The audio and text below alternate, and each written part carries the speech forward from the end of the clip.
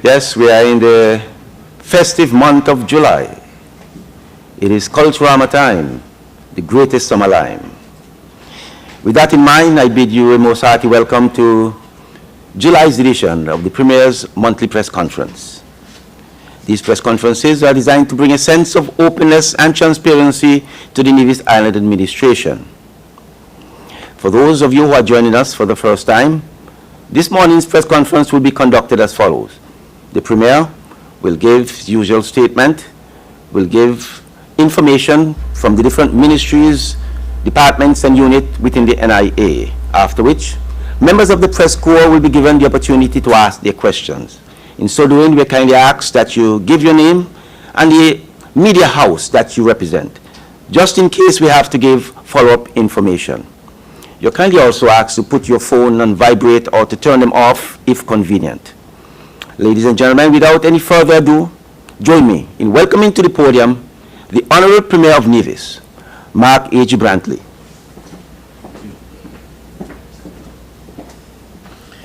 Good morning, ladies and gentlemen, members of the press, those who are viewing and listening on the various platforms.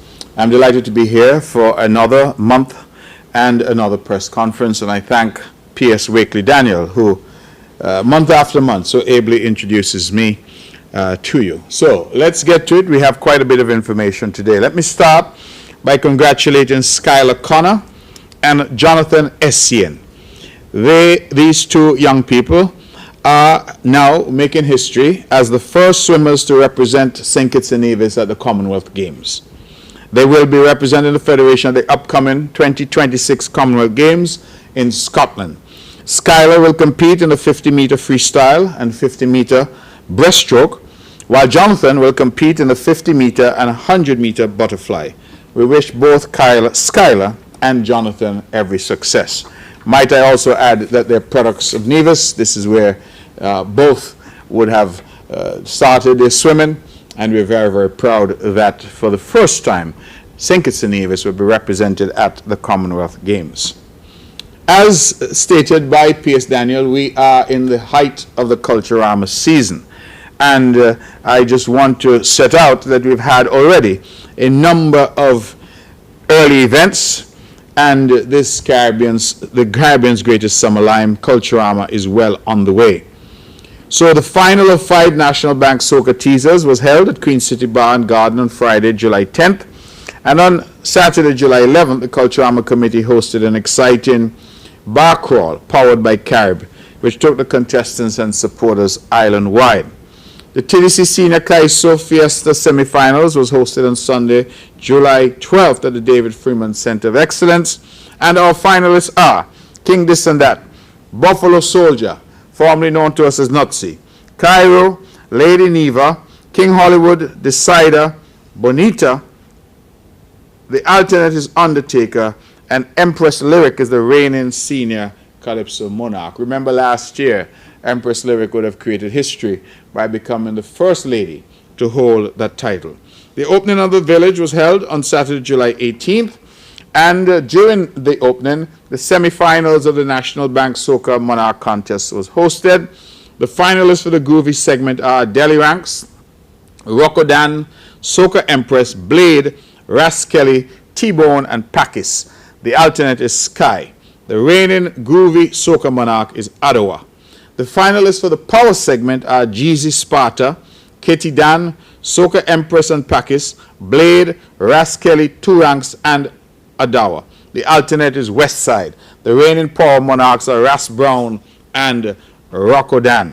Culturama 52 will be celebrated from July 23rd to August 4th under the slogan, Our Heritage Proud and True. It's Culturama 52. Our patron is Bridget Hunkins. Now let me just inform you, because the next time I come, it will be after Culturama. So let me take a minute to tell you that today, Thursday, July 23rd, that is this evening, we will have the opening of the Culturama NIDAX at the Cultural Complex. That will happen there tonight. Friday, July 24th, we have our first big show, which is the Miss Culture Swimwear and Mr. Cool show. That's normally a very popular show. That will happen tomorrow, Friday night, at the NIDAX Cultural Complex. On Sunday, July 26th, we have the Republic Bank Mr. and Miss Talented Youth Pageant, also a big show. That's happening on Sunday. On Monday, July 27th, the National Bank Panorama. As we know, PAN has become a big thing here in Nevis. I keep saying that is something that we as the government have not taken or received sufficient credit for, because we introduced PAN here through the Nevis Cultural Foundation, and there's so many PAN groups now in Nevis. I go on record again as thanking Mr. Paris and, of course, Trini, as we know him. These are two individuals who have really been dedicated to teaching PAN here in Nevis. That is why even for Panorama in St. Kitts, the majority of the groups are from Nevis. And so Panorama is happening, and that will be on Monday, July 27th. Tuesday, July 28th, the Junior Calypso Monarch is happening at the Cultural Village. Wednesday, July 29th, we have Poets in the Square. That's in fact happening each day. Thursday, July 30th, National Bank Soca Monarch Finals at the Cultural Village. Friday, July 31st, the TDC Senior Kaiso Finals at the Nidax Cultural Village, and the Junior Parade, which is happening earlier during that day. And then Saturday, August 1st, National Bank Culturama, the Food Fair, Art, Craft and Food Fair at the Malcolm Gishard Park. Sunday, August 2nd, the Bank of Nevis Miss Culture Queen Pageant at the Nidax Cultural Complex. Again, a very big show. And then on Monday, August 3rd, we have the Emancipation Juve Jump Up. And the following day, we have the Culturama Street Parade and Last Lap. Now, let me mention some of the fringe activities, because there's so much going on. This Friday, we have a dramatic production at NEPAC. On Saturday, July 25th, we have the Empire Sports Club Aquatic Extravaganza. We have Tropics, which will happen. That's a fete that's happening at the Malcolm Gishard Park. And then we have a dramatic production at NEPAC. Sunday, July 26th, Culturama Poker Run and Culturama Track and Field Games. Both are happening on that day. Tuesday, July 28th, a night of poetry at the Queen City Bar and Garden. Wednesday, July 29th, Rhythms Dance Ensemble at NEPAC and Culturama Bingo at the Culturama Village. Saturday, August 1st, we have 5-in-1 Wet Fete at the Cultural Village. Sunday, August 2nd, Culturama Drag Race, Bank of Nevis Miss Culture Queen Pageant. And Monday, August 3rd, at Herbert's Beach Affair, and during the night, the Miss Caribbean Culture Queen Pageant. So there is a host of activities for Culturama, and I encourage one and all to go out and really to support the festivities, support our vendors, and let us keep the culture alive. I keep saying that Culturama is no political parties. Culturama doesn't belong to any party. There's no politics to Culturama. Culturama belongs to the people of Nevis. And it is for us to determine what to do. I have seen many who are very quick to criticize. They criticize the committee, they criticize and they criticize. That it seems to be a national pastime here. Question is, having criticized, what are you doing to help? What are the ideas that you can bring? Criticism in and of itself is ultimately unhelpful. Criticism with recommendations, with suggestions, is really where I think we need to get to. So I encourage those who have ideas to come forward, and not just to sit on the sideline and bash, but to come forward. Lend your ideas, lend your support, and let's build a Culturama together. Let me move quickly to the all-important Ministry of Health and Gender Affairs and Social Empowerment. The Ministry of Health is pleased to announce the recipients of the Medical University of the Americas scholarships for 2026-2027 academic year. The scholarship recipients are Michaela Maynard. She will pursue a degree in Family and Child Development at Liberty University in Virginia in the United States, and Aliyah Sampson, who will pursue a degree in Psychology at Midwestern University, the United States. We express our deep, deep appreciation to the Medical University of the Americas for this partnership, and of course, congratulations to Michaela and Aliyah and to their families. This will take a huge burden off of their families, knowing that their children can get the best education at no cost to their families. So we say congratulations to these two young ladies, and we ask that people look out for the announcement of the scholarship. It's one of the better scholarships. Whenever it's announced, we hope that young people will apply and to head out and to do something and to get the assistance to make something of themselves. And so again, kudos to Michaela and Aaliyah. The Community Health Nursing Services is pleased to say that it has received a donation of 6 digital blood pressure monitors and 6 thermometers from the non-profit organization Friends of Ireland Initiative.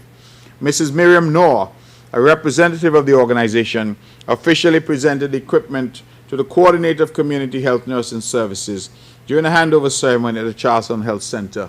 This donation is valued at over US $7,000. Thank you, Miriam Noor. Thank you, Friends of Ireland Initiative. Thank you for your contribution to the health initiatives here on the island of Nevis. The Health Promotion Unit, HPU, also successfully hosted its 2026 Youth Health Mentorship Program, engaging 20 secondary school students from across Nevis in a 2-week initiative designed to inspire future careers in healthcare. Participants explored a broad range of health professions through interactive sessions with healthcare professionals and received practical training in essential health screening techniques, including blood pressure measurement, blood glucose testing, BMI calculation, and urinalysis. The program also featured mentor shadowing and educational visits to the Sinkis Biomedical Research Foundation, the Bureau of Standards, and the Crime Scene Investigation Unit, highlighting the intersection of healthcare with research, public health science, and law enforcement. The initiative concluded with a supervised community health screening where students applied their newly acquired skills in a real-world setting. This type of program, the Youth Health Mentorship Program, reflects the government's and the ministry's commitment to cultivating the next generation of healthcare professionals by exposing students to diverse career pathways and strengthening Nevis's future healthcare workforce. So I say kudos to these youngsters, some 20 secondary school students who took the opportunity to take advantage of this immersion. The Federation of St. Kitts and Nevis expresses its sincere appreciation to Direct Relief in collaboration with the Organization of Eastern Caribbean States, OECS, for providing funding in support of the replacement of 106 windows at the Flamboyant Nursing Home. The windows were procured in 2025 at a cost of US $25,293.73, with installation completed at a cost of EC $90,396.87. The installation works were successfully completed on July 10th, 2026. This valuable partnership has significantly enhanced the safety, comfort, and resilience of the facility, creating a more secure and conducive environment for both residents and staff. We extend our thanks to Direct Relief, to the OECS, and we extend our thanks to Merchants Construction, my good friend Simbad, who was the one who did the work there. So thank you, Merchants Construction, and this, we feel, again, improves. And let me add that this is falling upon our efforts there to install solar panels to ensure that that facility is run in the most efficient way. Let me shift quickly to social empowerment, and then I'll come back to health with an announcement. The Department of Community Development is hosting a 6-week soft furnishings workshop beginning Tuesday, September 8th at the Charles Walters Community Center. Session will be every Tuesday and Thursday. Now, why is this important? It's being facilitated by my dear friend Mavis Paris. And the workshop will provide participants with hands-on training in creating a variety of soft furnishings, including pillows, cushions, tote bags, curtains, and table runners. The idea really is to allow our people to have some skills that they can then utilize to earn a little extra money. So imagine you are a teacher or nurse or whatever your profession may be, but you acquire these skills now that you could be making cushions and throw pillows, tote bags and the like as a sideline venture. That's the idea. to train up our people so that they can be in a position to use those skills to earn additional income. There's a $50 registration fee, but spaces are limited. So we are asking you, please, to contact the Department of Community Development, 469-5521, and they will direct you accordingly. The Department of Community Development is also inviting children ages 8 years and older to participate in the St. John's and St. George's Community Children's Baking Camp, a fun and interactive summer program designed to teach practical baking skills while fostering creativity, teamwork, and social interaction. The camp will be held from August 10th to 14th at the Pond Hill Community Center and August 17th to 21st at the Charles L. Walters Community Center. Sessions will run daily from 9 a.m. to 2 p.m., and this is being facilitated by my friends, Miss Malva Rollins and Miss Tracy Paris. It's only $40 per child and $80 for 2 weeks. And so we encourage you, please, have your children go. Imagine what it would be like to have your young children baking bread and cakes and all of that in the household. Quite marvelous. And this, again, is demonstrative of the level of work that is being done. Let me move on to a major announcement, and let me take a few minutes on this, if you will. And that is to announce that the island of Nevis, for the first time in our history, is in the process of establishing a dialysis center. The Nevis Island Administration, in collaboration with Renal Dynamics and private sector partners, is advancing the Alexandra Hospital's first dedicated dialysis facility. The initiative demonstrates a shared commitment to enhancing healthcare quality, accessibility, and resilience for the people of Nevis. Now, to put it in context for you, as of today, I'm advised that we have 470 persons on our diabetic register. We have 606 persons on our hypertension register. I mention those two because we advise that diabetes and hypertension are two of the main gateways that lead to kidney disease and renal failure.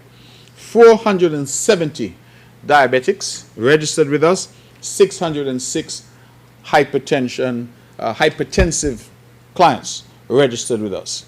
Now, the picture is even more grim, because I'm told that those numbers are only those who are accessing care through our clinics. So for those who are suffering from hypertension or diabetes, who are accessing care from their private doctors, they would not necessarily be reflected in these numbers. So we can tell ourselves that the numbers are in fact much higher than I have just indicated.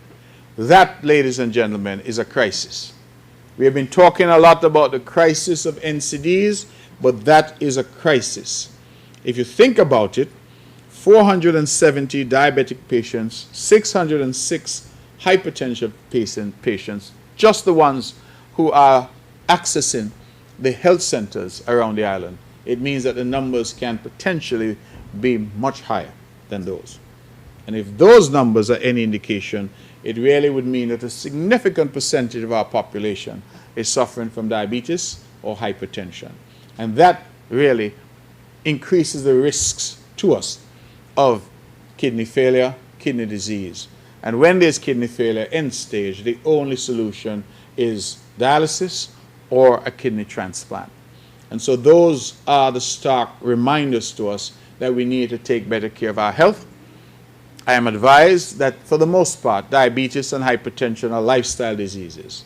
What we eat, whether we are exercising or not, all of these contribute to those two.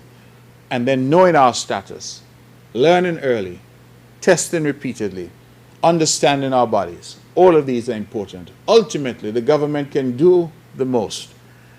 The Health Promotion Unit is out there all the time, testing and advising. But each of us, you and I, are ultimately responsible for our health.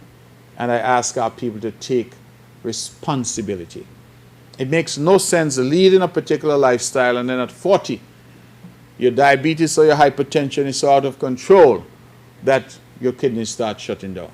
And then you are relegated to a lifetime of kidney treatment if you cannot get a kidney transplant. And so I urge our people, please, to take heed. The numbers are staggering. As a consequence of that, we have known that Nevis has been aspiring to have dialysis for a very long time. In fact, it has become a bit of a political football. I have never seen health as politics. All of us are human beings, and as night follows day, all of us will ultimately have health challenges. That's just the nature of life. And so there is, for me, no need for us to seek to continually politicize health and the delivery of health. We understand that it's an expensive undertaking. And all of the proposals that we had seen hitherto in relation to dialysis, none of those proposals had a funding mechanism. And that is why I've said, as a Premier of this island, that we were holding until we had a pathway that we could deliver this service to the people of Nevis. I'm happy to report that we have been working with Renal Dynamics. Renal Dynamics is a dialysis specialized company. They have over 30 years experience in the Caribbean, providing exclusive distribution, installation, and servicing of cutting-edge Fresenius dialysis equipment and consumables. The company, why this company? Let me tell you why. They have end-to-end support. It covers procurement, logistics, installation, technical training, and ongoing maintenance, ensuring clinics receive reliable operational and clinical excellence. The overview of the project, the total investment is US $1.3 million. Timeline, construction is on track for completion in the third quarter of this year. Capacity, the facility will house 5 state-of-the-art dialysis stations, accommodating up to 20 patients. The local access to dialysis care will eliminate the need for off-island treatment, reducing travel burdens and improving the quality of life. We are also hopeful that this dialysis center will provide support for those dialysis patients on St. Kitts, and we thank them for the support that they've provided to the patients from Nevis. I'm advised that we currently have 9 dialysis patients from Nevis, 8 of whom are being assisted by the Nevis Island Administration financially to access that service on St. Kitts. I would want to go on record to thank the federal government for providing that service at the Joseph and France Hospital, from which our people have benefited, and to say to those patients from Nevis that relief is now on the way. I'm advised that the equipment has been ordered and is currently on island and in storage. And the construction, I'm advised, should be completed in short order. I'm told quarter 3. We're now going into quarter 3, and so it should be completed in short order. We are hopeful, ladies and gentlemen, that we will be able to dialyze our first patients this year, 2026. To do that, we have clearly had to invest in staff. And so let me tell you that there's a multidisciplinary care team. The unit will include a nephrologist, specialist dialysis nurses, a biomedical technician, and support staff to ensure safe, consistent, and high-quality care for chronic kidney disease patients. In the initial phase, we will recruit external staff, and I can confirm that we have already recruited 4 hemodialysis nurses who are on their way, and we are also recruiting a hemodialysis nurse manager. So we have done what is necessary. I'm advised by the Ministry of Health that in relation to the nephrologists, there are 2 nephrologists in St. Kitts, and we are seeking a partnership to utilize those services in Nevis as well.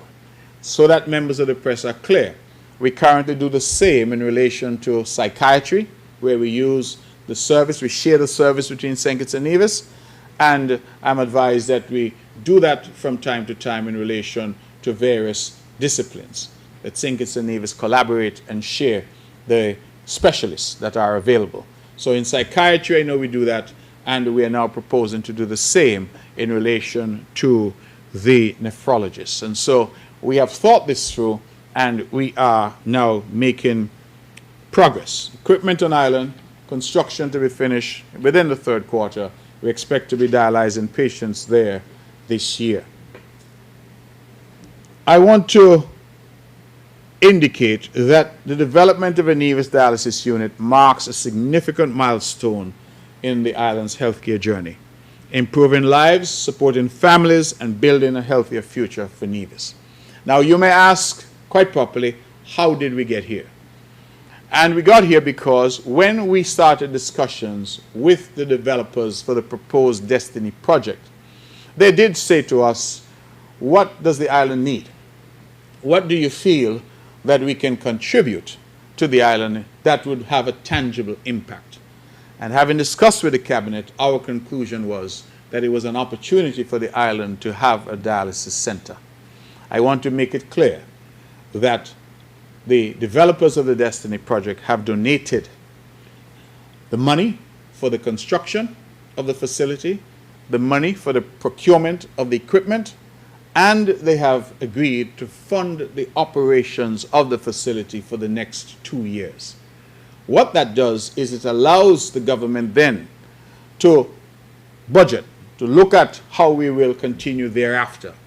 But it was an opportunity which, in our view as a government, it would have been foolish for us to forego.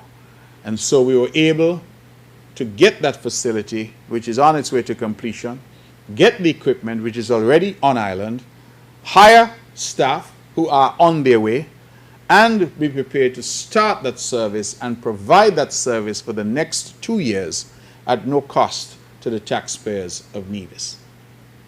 I have, in our discussions about the economic citizenship program and what now looks like the death of our citizenship by investment industry, with the pressures that we have seen from the EU and others, that we need to reorient these programs. We need to stop chasing more and more citizens and start chasing the citizens that we already have. Mr. Olivier Janssen, the proposed developer of the Destiny project, is a citizen of St. Kitts and Nevis and has been for nearly a decade. And so when I reached out and said to him, could you do this for the country whose passport you carry? He was willing to do so. And so I'm very grateful to that. For that, I'm sorry.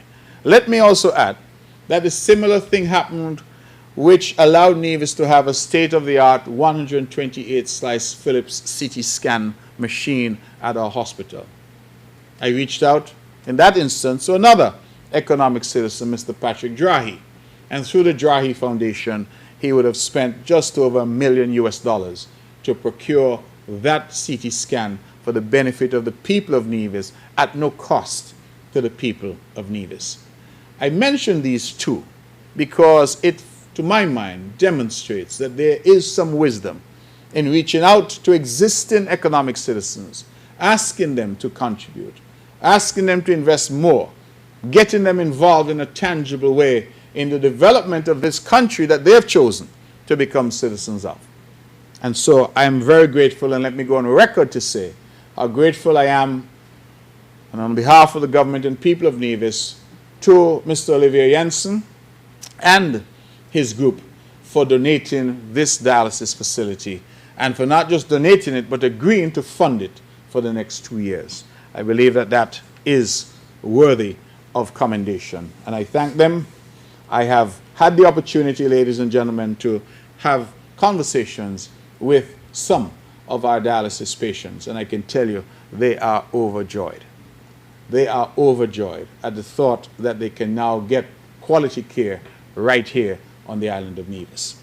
And so I hope that that good news is treated as good news across the Federation, because, as I say, this will provide also a support for those in St. Kitts. Sometimes, and maybe the media isn't aware, but we've had instances where the unit on St. Kitts has been out of commission for whatever reason.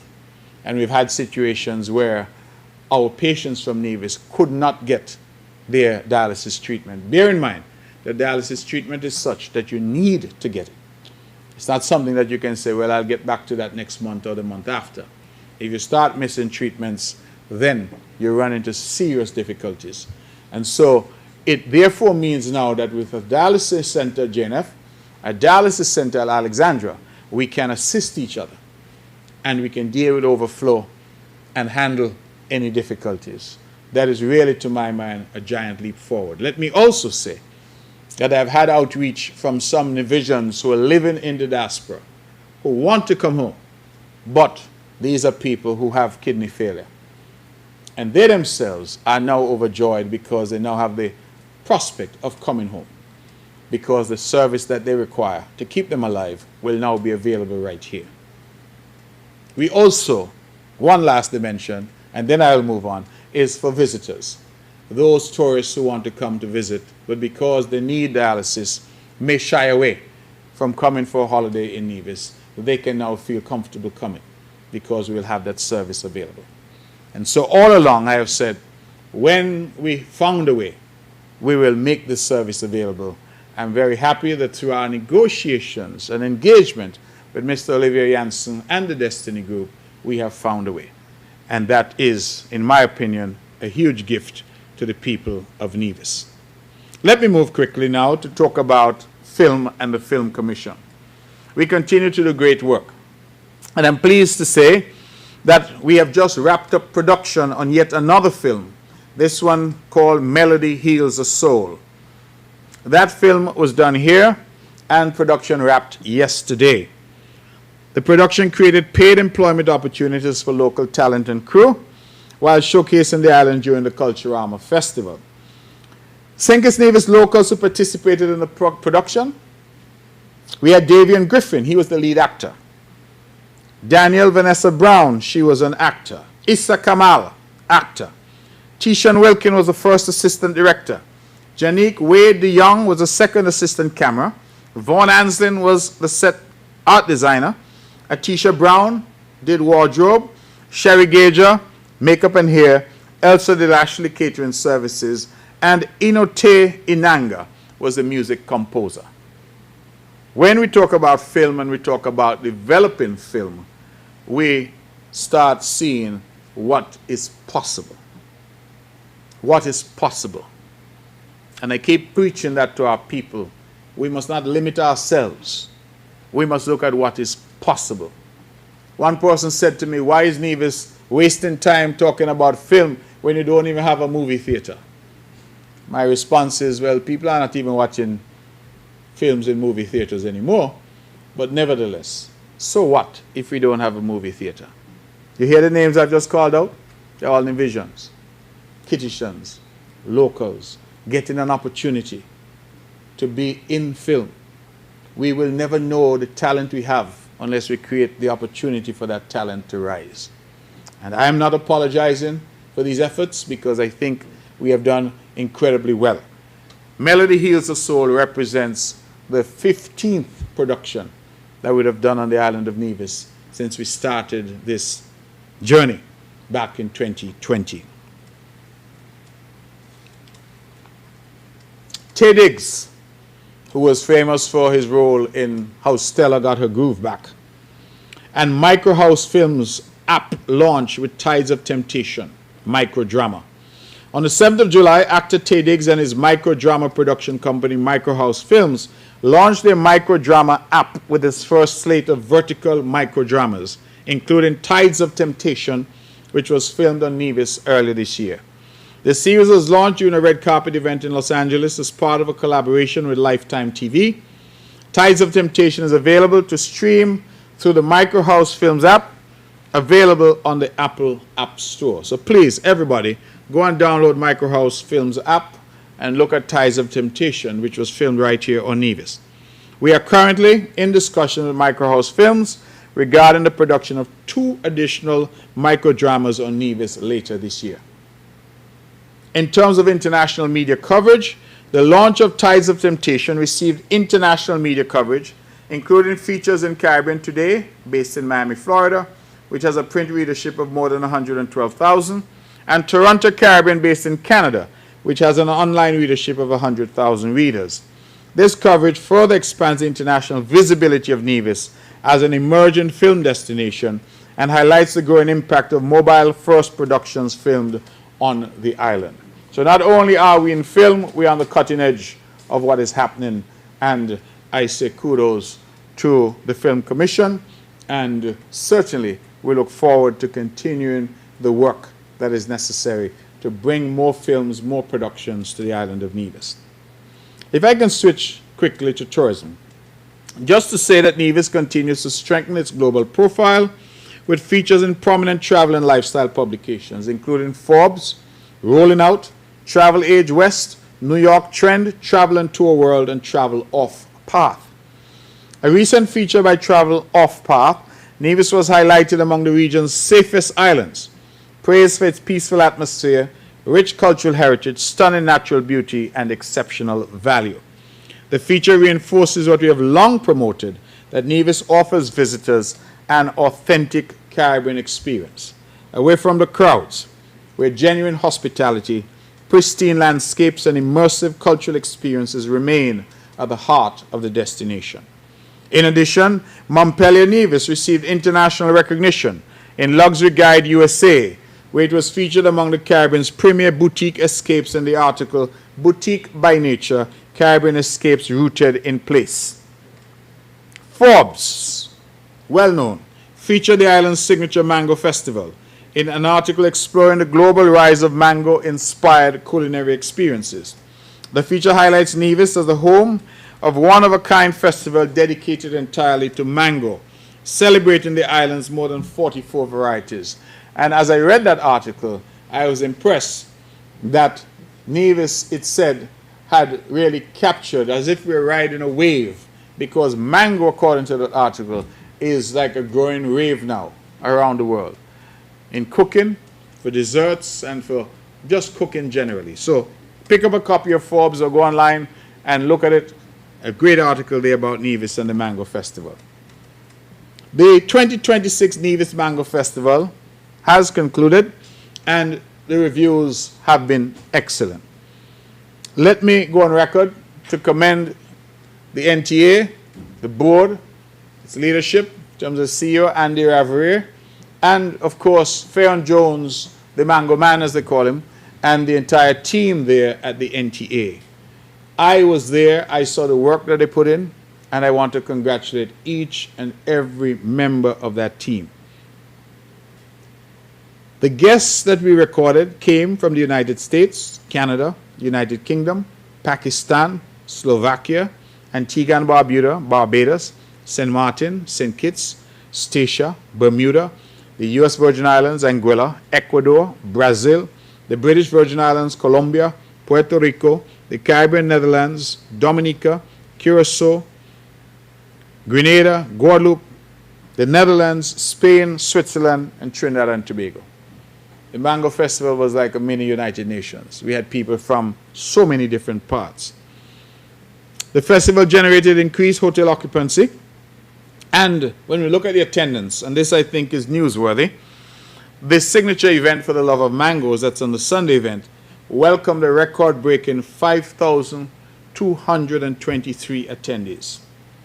To put that in context for you, in 2023, we had 2,500 people attending the event. In 2024, we had 2,536 people. So we only increased by 36. In 2025, that jumped to 4,173. And in 2026, we've had a 25% increase in attendance. 5,223 persons would have graced us with their presence. We say thank you to all of them, but I think it also shows the growing popularity, both regionally, locally, regionally, and internationally, of the Nevis Mango Festival. The economic impact we would have had, of course, the restaurants all involved, local lodging, dining, transportation, retail providers, and we are going on record to invite even greater participation from the private sector. This festival is growing. We think it's a festival that one of the big companies would like to get their brand on. This year, the government was the main sponsor. I want to relinquish that position. So I want sponsors to come on board. Please, this festival now has proven itself. It is an international festival, and we urge you to come on board. This year, we had some 62 chefs, a record, who participated. And just imagine the local culinary treats that they would have created. 62 chefs. And we say thank you to them for their participation. Media and marketing outreach. The festival was featured by Forbes, as I said earlier, Yahoo Creators, Revelance, Caribbean Journal, Rolling Out, PR Web, the Daily Herald in St. Martin, digital and local promotions. We also benefited from extensive exposure across Instagram, Facebook, news outlets, content creators, and influencers. I met some of them, and they were all over Nevis and all over the festival. And I'm surprised that the festival finished, 2-3 weeks ago now almost, and people are still writing about it. So it really has been a bonanza in terms of publicity. Looking ahead, the continued growth in visitor arrivals, sponsorship, revenue, international media coverage, and stakeholder support confirms that the Nevis Mango Festival has evolved into one of the Caribbean's premier culinary events. With strong partner confidence and early commitments already secured for 2027, the festival is well positioned for even greater success in the years ahead. We already have the dates, so save the date for the 2027 Nevis Mango Festival. It will be July 1st to 4th. July 1st to 4th, 4 days, endless flavor. Let me also announce a very exciting new initiative that, in collaboration with Sisters Media, the Nevis Tourism Authority has launched a new online shop for curated Nevis merchandise. So, if you go to shopnevisnaturally.com, shopnevisnaturally.com, you see a variety, a catalog of merchandise branded with Nevis. So wherever you are in the world now, you can go to shopnevisnaturally.com and purchase Nevis branded merchandise. I want you to wear your merchandise wherever you are. If you're in Germany, order something. If you're in New York, Canada, order something. And certainly if you're here in Nevis. The idea really was to capitalize on the online shopping habits, should I say? The word I had in mind was the craze, because everybody now is shopping online. And so rather than requiring people to come in store, we partnered to make all this merchandise available to you online. So please feel free to order at shopnevisnaturally.com. Think it's a Nevis Restaurant Week. That would be running from July 16 to 26. And we have the ingredients are carrot and passion fruit. Over 24 restaurants and eateries across Nevis have been featured in this event. And just this last Sunday, we had a Nevis Tasting Showcase, which was held at the Mount Nevis Hotel. Incidentally, when we started this 10 years ago, we had the first event at the Mount Nevis Hotel. So we went back 10 years later, and we had some 32 vendors. I'm told the event was sold out, and the attendance was 33% higher than the last showcase. I go on record to thank P.S. John Hanley and the entire team. They worked really hard to stage this event, and I say kudos to them. I know that they were all out in relation to that. We have young Miss Manners at the office there. We have Carice Elliott. All of them would have been very, very involved in this effort, and I say thank you to them. In fact, Mr. Hanley himself came on the mark with me to promote this event, and I'm happy that it was a sold-out event. Other signature events of Restaurant Week include a promotion event at Chill Bar and Grill, a Sunday brunch at Yachtsman Grill, and specially themed breakfast at Queen City. We also sent a team to the Sinkits Grill Fest, comprising Royston Quayle, Jewel Wilkin, Adonis Rivers, and Dylan Paris. We say congratulations to them, who represented Nevis so well. The week continues, so we ask you to go out and support the local restaurants. Today, Thursday 23rd, the ministry is also hosting a taxi dispatchers training workshop.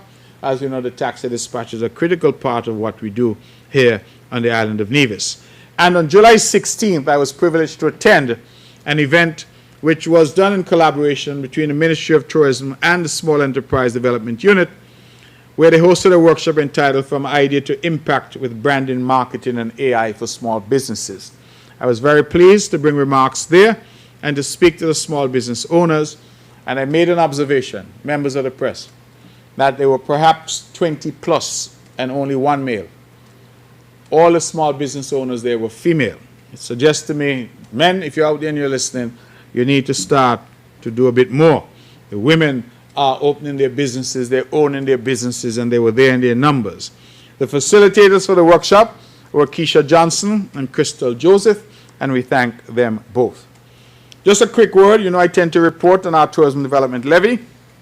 This is a 3% charge that is added to tourism stays and added to restaurant bills, and the collections for June total $444,800.06, and that compares very favorably to the $348,274.65 which we collected in the same period last year. We had an increase this year of 27.7%, or some $96,525.41. So we're making progress, we're making progress, we're making progress, and that's what we need to do. Each time I come, I want to report that we're making progress. As we talk about progress, we're in a situation of transition within the Nevis Island administration, and the staff that serves the people of Nevis, the public service that functions here. I'm very pleased to say that we continue as a government to demonstrate our commitment to forward-thinking leadership, strategic succession planning, and improved operational efficiency across the public service. And we have now made a couple of key appointments that I want to announce. Effective July 1st, we would have transferred and promoted Mrs. Neva Manners Limonta. She was formerly Deputy Comptroller at the Inland Revenue Department. She's now the Principal Assistant Secretary in the Ministry of Finance. And this followed upon the retirement of Mrs. Joan Brown. And let me take a moment to thank Mrs. Brown for her stellar service to the people of Nevis. So Neva Manners Limonta moves from Treasury to Assistant Secretary in the Ministry of Finance. She brings with her a wealth of experience, strong institutional knowledge, and proven leadership capabilities to her new role. Her extensive background in revenue administration and public sector management will further enhance the Ministry of Finance's capacity to execute its mandate efficiently while supporting the ministry's long-term strategic objectives. Simultaneously, we have promoted Ms. Janisha Daniel, who previously served as Assistant Deputy Controller at the Inland Revenue Department. She has now been appointed as Deputy Controller, acting effective July 1st, 2026. Essentially, we have moved Mrs. Manners Limonta to the Ministry of Finance as the Assistant Secretary, and we have now moved Janisha Daniel to the position that Mrs. Limonta would have vacated. Mrs. Daniel's appointment represents a significant step in the NIA's succession planning strategy. Having demonstrated exceptional professionalism, competence, and commitment throughout her tenure, she is well positioned to provide continued leadership within the Inland Revenue Department. Her elevation ensures the retention of institutional expertise while creating opportunities for leadership development within the department. I want to go on record to congratulate both young ladies. They are eminently qualified, and this government continues to say, but not only to say, to show that we have confidence in our people. We have confidence in our people. When you go away, you train, you come back, you're working in this government, you're working in Nevis, you ought to be able to access greater employment opportunities, promotion, mobility. We have confidence in our people. Mrs. Manners Limonta, well-qualified young woman. Ms. Janisha Daniel, well-qualified young woman. Again, I call on the men folk. We need to step up because the ladies are showing up and showing out. The ladies are occupying the positions. So our men folk, please, show up. I was somewhere the other day, and there was a big conversation about gender and gender equality, and I said, Nevis, look at Nevis. Look at what women are achieving in Nevis, particularly young women. Look at the opportunities that they were given. Members of the press, you recall some years ago, we promoted a number of young people, made them principals at the various schools, giving them the opportunity. Absent opportunity, how will we know whether our people can rise to the top? We need to create the opportunity for them. And certainly as Premier of Nevis, I'm not one of those who is constantly abusing our young people and saying that they can't manage. I am not cursing our doctors at the hospital. I'm not telling our young engineers at Public Works that they don't know what they're doing. I am promoting our young people. There's a significant difference between this government and others in the past. We promote our young people. And I say congratulations to these two young women.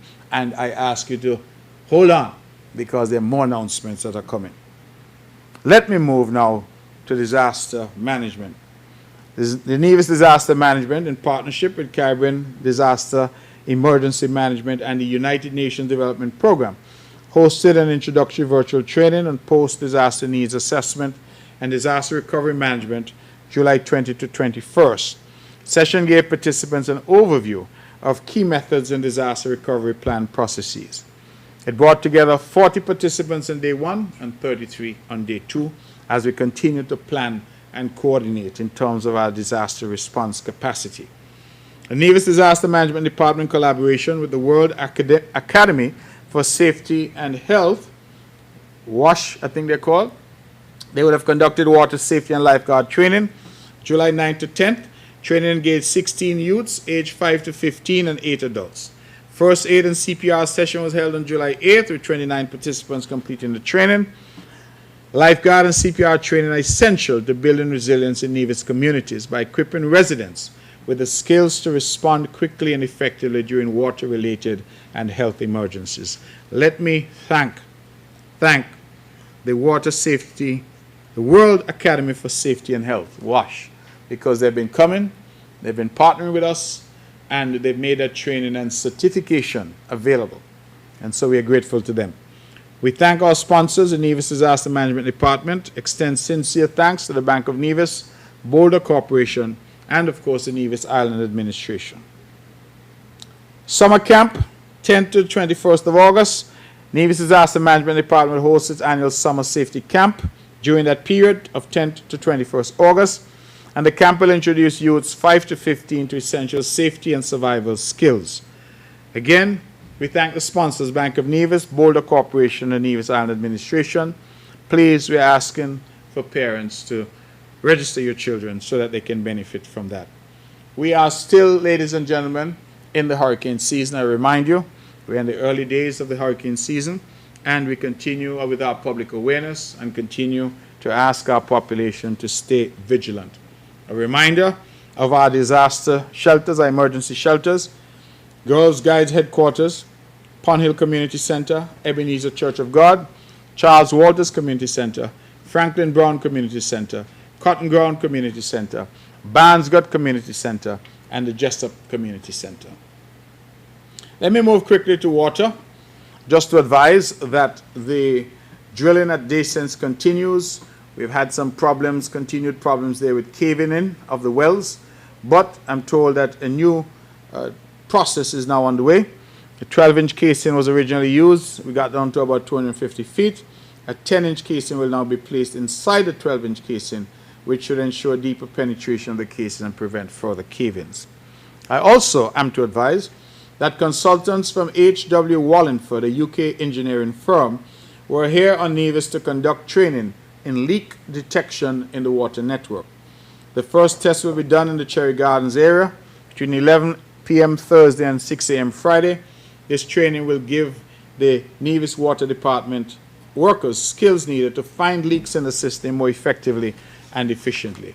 It is one thing to have more water, but we also need to look at things like leaks and water wastage to ensure that we conserve water and that we don't lose much of what we are producing through leaks. So I invite the public to continue to be vigilant as well and to report leaks whenever you see them. Sometimes you're walking at mornings or you're driving and you were to see a leak. Please report it promptly so that we can conserve as much water as possible.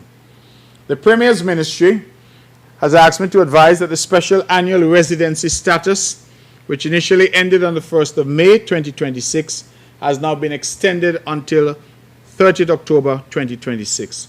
All non-nationals who qualify for the special annual status are kindly asked to take advantage of this one-time offer.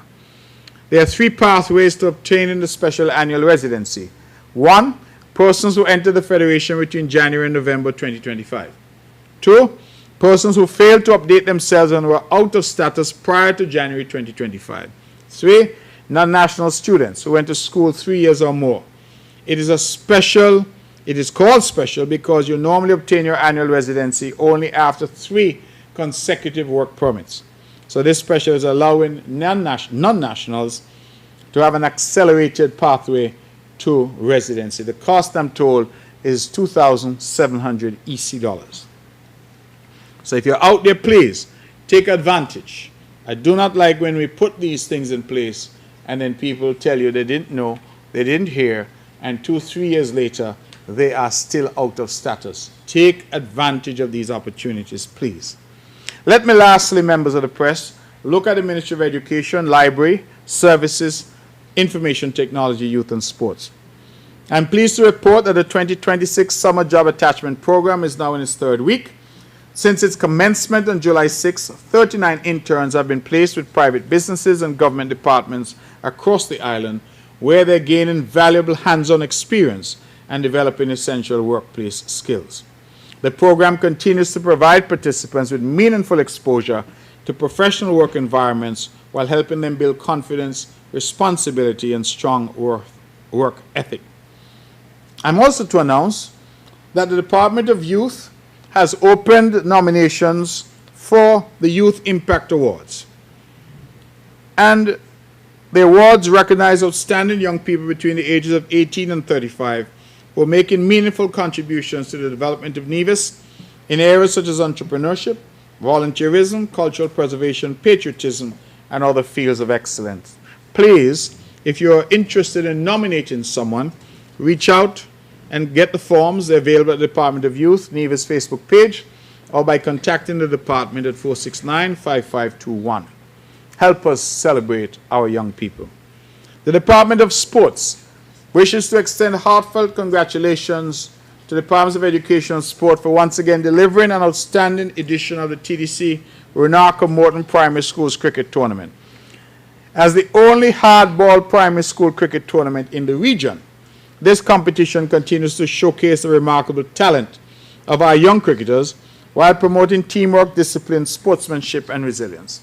We congratulate the sporting powerhouses, Charleston Primary School, who captured this year's championship. We also commend Joyston Library Primary on securing second place and Elizabeth Pemberton Primary on an impressive third place finish. We congratulate all the schools, all the players, all the coaches, and all who made this possible. This year's tournament produced several outstanding individual performances.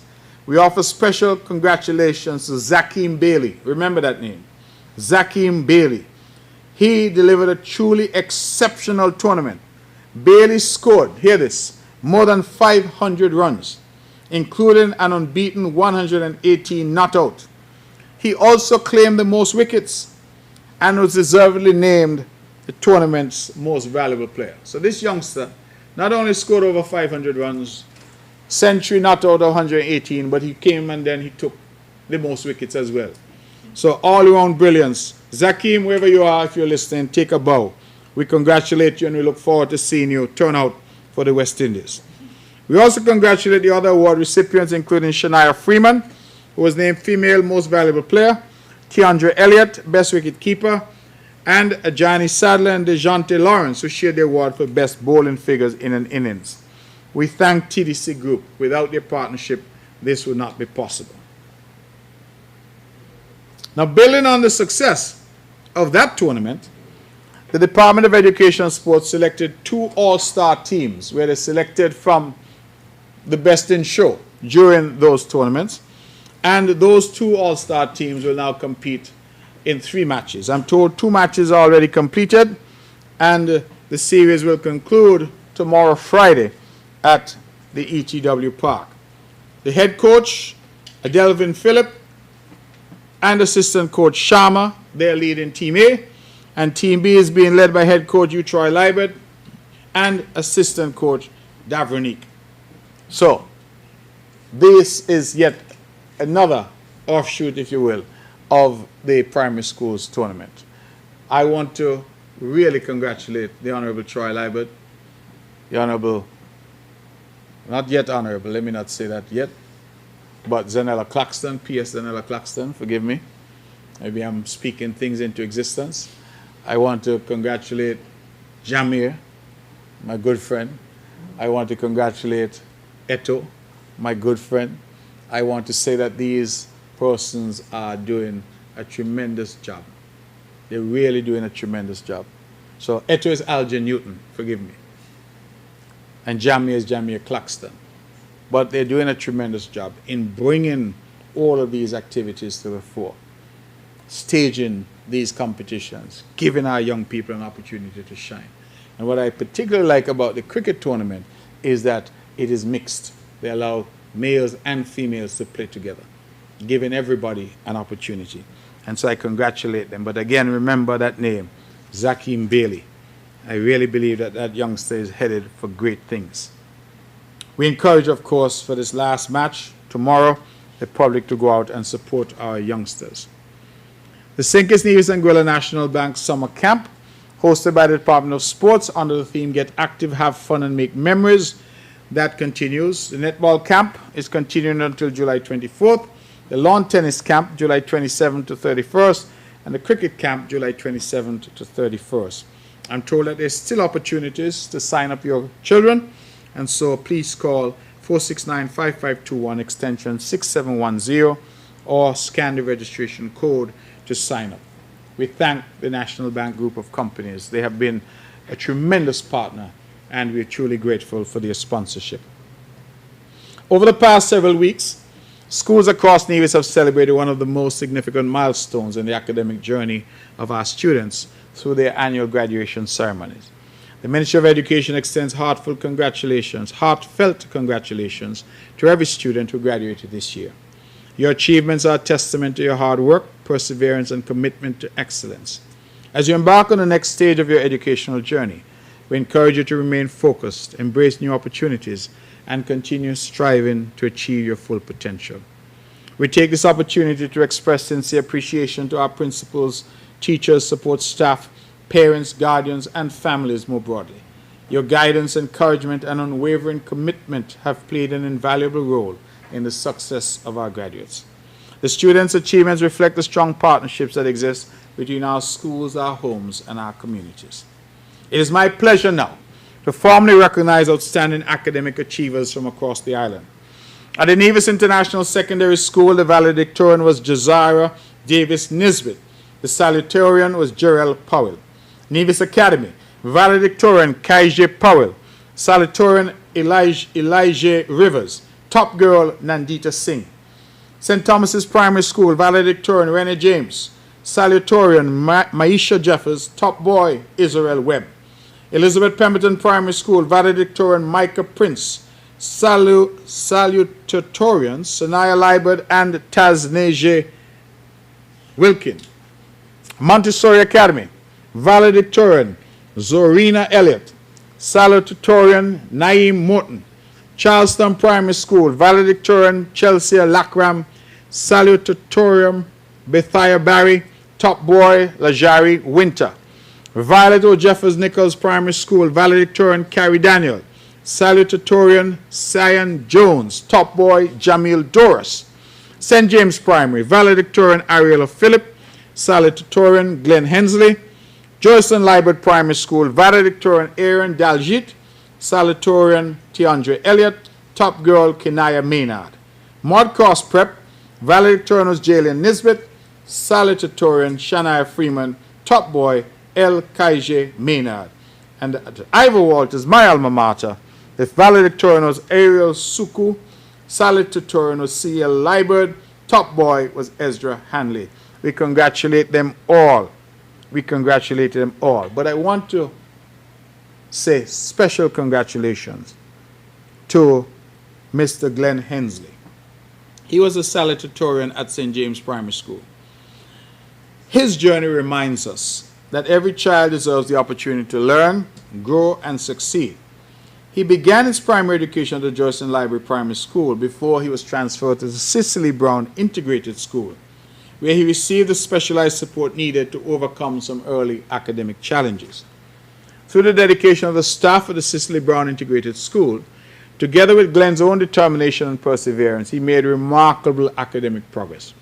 In 2023, he successfully transitioned back into the mainstream education system at St. James Primary, where he has now graduated as the salutatorian. His journey is a powerful reminder that success is not always defined by where a child begins, but by the opportunities they are given, the support they receive, and their determination to persevere. It also speaks to the importance of an inclusive education system that recognizes the unique potential of every learner. We congratulate Glenn and his entire support system. His success belongs to all of those who believed in him and invested in his development. And we pray that he will continue from strength to strength. And just so you know, Glenn's story is not an isolated occurrence. In fact, this year we saw 3 students who were enrolled at the Cicely Brown Integrated School at some point of their academic journey, now graduating from mainstream classrooms. To each of our Graduates Award recipients, we say congratulations. Congratulations, we're proud of you. The Nevis Public Library Summer Program 2026 continues to be a tremendous success. We are pleased to report that Week 1 has been successfully completed. Week 2 is set to conclude tomorrow. The theme, Energy Awareness in Global Crisis, program has provided 40 children each week with engaging learning experiences that combine literacy, STEM, and environmental awareness. And these children have gone out in the field, they've gone to Nevis, Hamilton Water Reservoir, and of course they've gone to see the Nevis Geothermal Project. And we commend, of course, all involved in delivering that program. Let me also thank our sponsor, the Nevis Cooperative Credit Union, and contributor, National Caribbean Insurance. Their generous support has made that program possible. Now, just a brief word before I hand over to you, the members of the press, that on the geothermal project, we have seen significant progress. We are hopeful that after some delays occasioned by some internal matters that had to be resolved, that we are now full steam ahead, no pun intended. And we expect that the drill rig is going to be mobilized and be with us in short order. I'm reluctant to give dates because whenever I give dates, people say you have not delivered on that date, but I'm using short order because I'm told the next step is for us to inspect the rig, the drill rig in Iceland, and then for the drill rig to be shipped to us. Once it is shipped and on island, we would then expect that drilling should commence this year for sure. The initial date we had been given was August. We may have some slight slippage, but not much, because we expect that now that some issues have been ironed out, that funding is flowing, and that we anticipate that full mobilization will occur shortly. We are very much looking forward to that. And again, I go on record to thank Prime Minister Drew and the federal government. It is their cooperation, partnership on this that has allowed us to get this far. The geothermal project is certainly a Nevis project. The resource is owned by the people of Nevis, but we had had tremendous difficulty in exploiting that resource. It is the commitment that Prime Minister Drew and I jointly share to bring this project to fruition that has seen us working together in a way that is cooperative, in a way that allows Nevis now to access international financing for the project, which could only be unlocked through Bastia. And I say I'm thankful to him, grateful for that partnership, and we look forward to working jointly, to sharing in the benefits to flow, and as I've said time and time again, for the people of both islands to have clean, cheap, renewable energy available to them. So every mother in Jessops, every father in Tabernacle should be able to get clean, cheap energy as a result of this collaboration. This, members of the press, is how the country is supposed to work. And I'm grateful for the opportunity to work on delivering such a significant project for the benefit of the people of Nevis and for the people of St. Kitts. Thank you, and I will now take whatever questions you may have.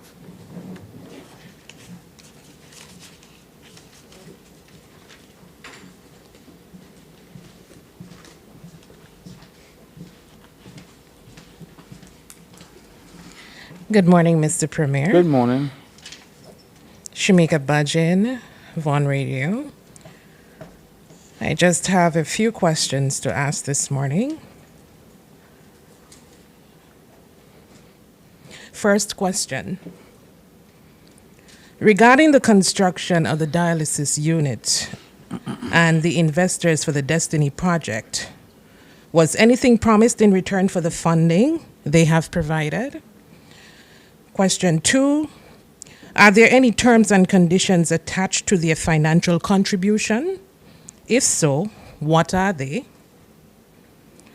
Question 3, Can we have an update on the broiler bird processing facility? Another question. For this year's Culturama, what assurance can you give to potential vendors, etc., that they will be paid on time and in full? Is there any update on the US-funded construction of a Bureau of Standards on Nevis?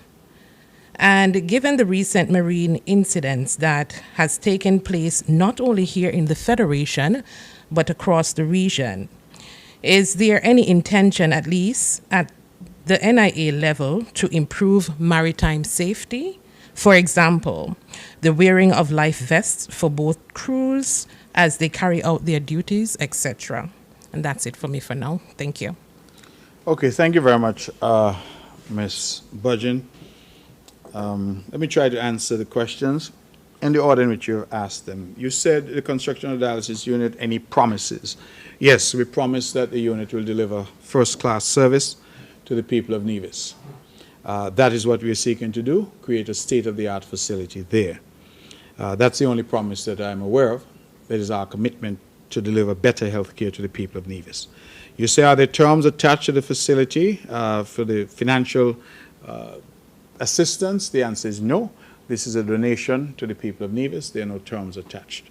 We negotiated. We were asked what this group could do to benefit the people of Nevis in a tangible way, and the cabinet came up with dialysis as the option. And so this is a donation to the people of Nevis. There is nothing attached to it, no quid pro quo. I suspect that's the question that you're asking. There is no quid pro quo. Broiler update, I really do not, I'm sorry.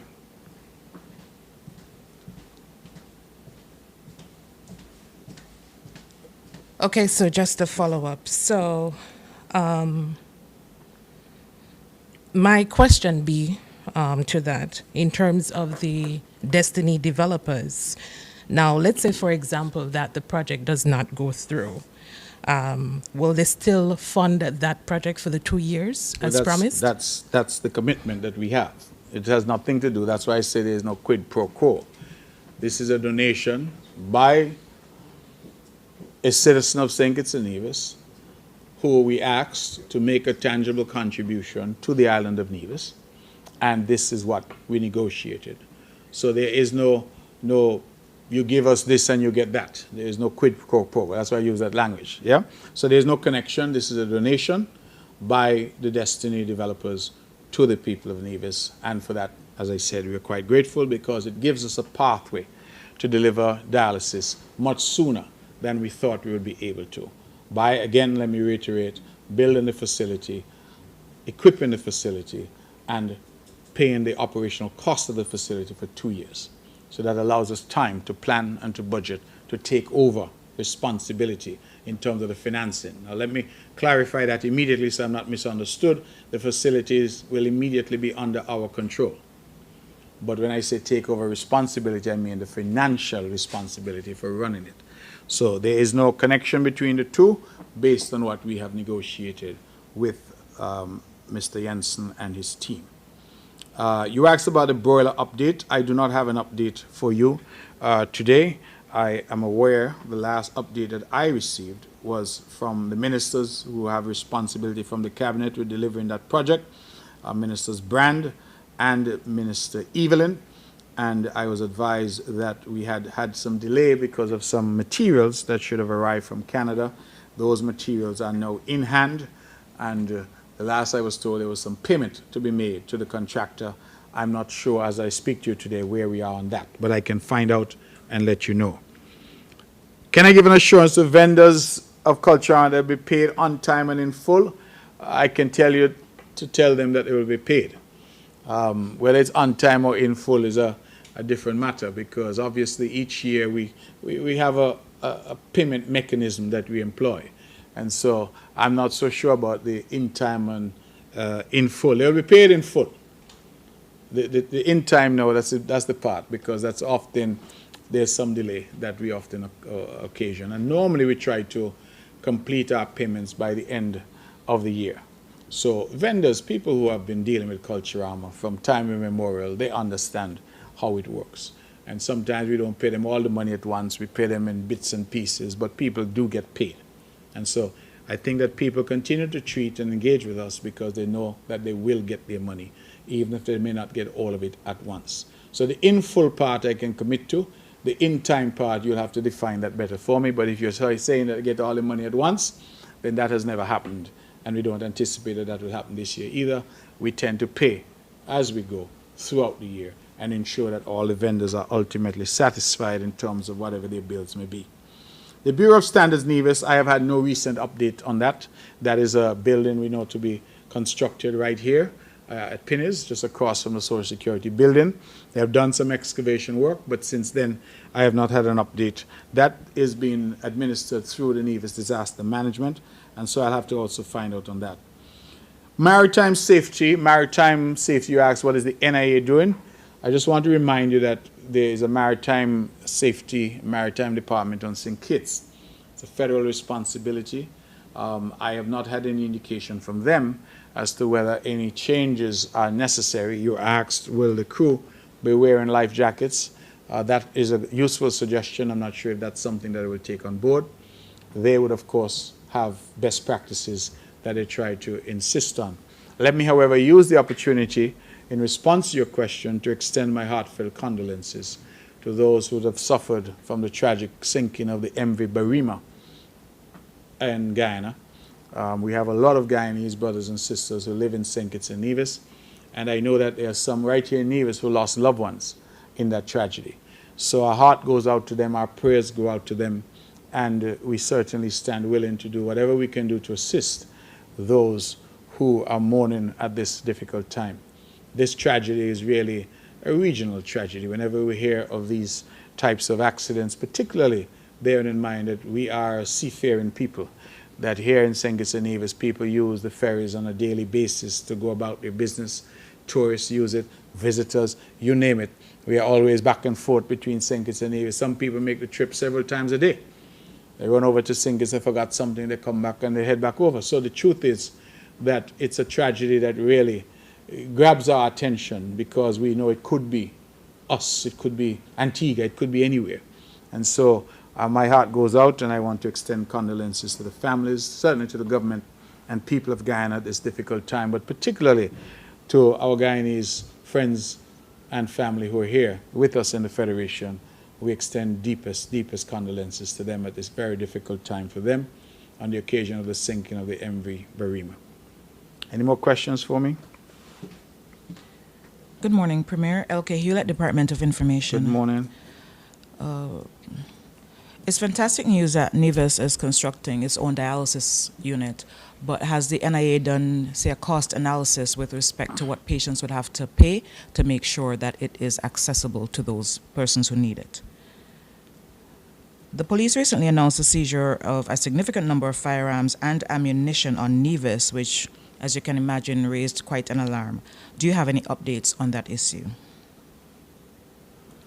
The new appointments and promotions that you mentioned, from time to time we hear about them, but does the government ensure that there is a succession plan so that there is no staffing gaps left when somebody is elevated to another position or just moved to another position? It is being said that the lack of action by the federal government has, in essence, tanked the Destiny SSE project without taking an official stance against said project. Where does that project stand, and then what's going on between St. Kitts and the NIA and the federal government with respect to that process? Thanks. And if you could explain, because we're hearing Dr. Drew say one thing, then the next thing, and I'm not in control of Nevis lands, Nevis can do what they want, but you know, we still, as far as I'm aware, when this initially came to the fore, it was that there was a process to be followed, that it goes to federal, comes back to the NIA, and what's not. Can you give us a synopsis of that process? Okay, Ms. Hewlett, thank you very much. The dialysis unit and the cost analysis. Let me just say that, as I mentioned, we have currently 9 dialysis patients from Nevis, 8 of whom are being assisted financially by the Nevis Island Administration. So in reality, we don't see that there will be much change in terms of that. We have to find a financing mechanism. That has always been our dilemma. how do we run the unit. See, when they were accessing the service in St. Kitts, we only had to assist them with the cost of the service and with the boat fare and things of that nature. Now, we'll have to buy supplies, we'll have to pay staffing, we'll have to maintain equipment and all that. So we have to find a mechanism.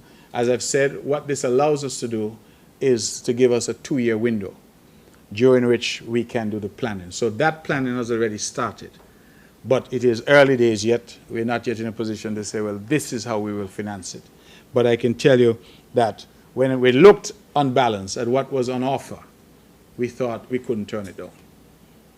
We couldn't turn it down. To get the facility built, to get it equipped, and the offer of paying for 2 years, we thought it was an excellent offer which allowed us time to then devise our own payment mechanisms.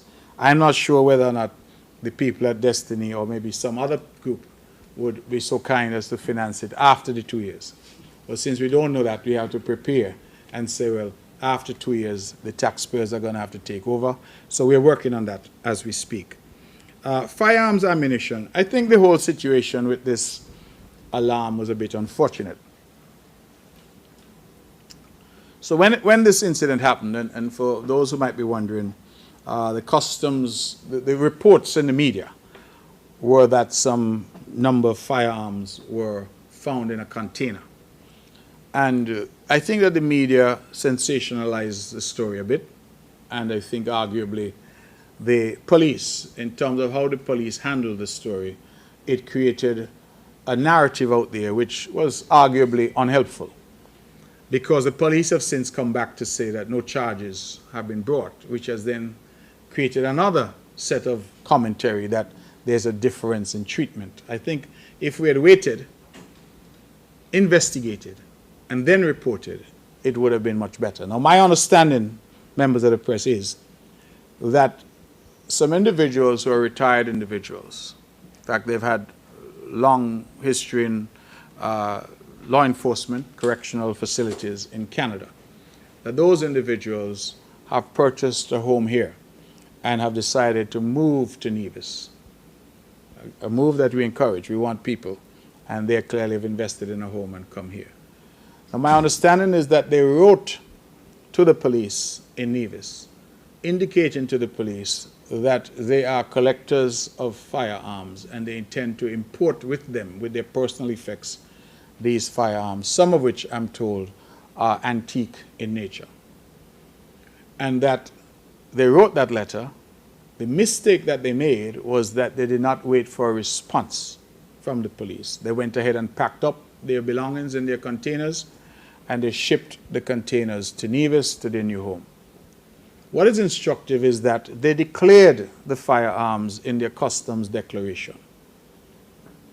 So I believe that that is what then led the police to say, well, there was no intent to bring anything into the island surreptitiously or to hide anything, because not only did they write to the police in advance of shipping, and it's certainly almost a month in advance of the goods arriving in Nevis, but they also declared the weapons in their customs declaration to indicate that, yes, we have this in the container. My understanding is that customs has a common practice that they allow the containers to leave the port locked, sealed, and then they would go to the premises at some point and inspect the containers. So when customs went over, customs officers inspected the container, they then discovered the firearms.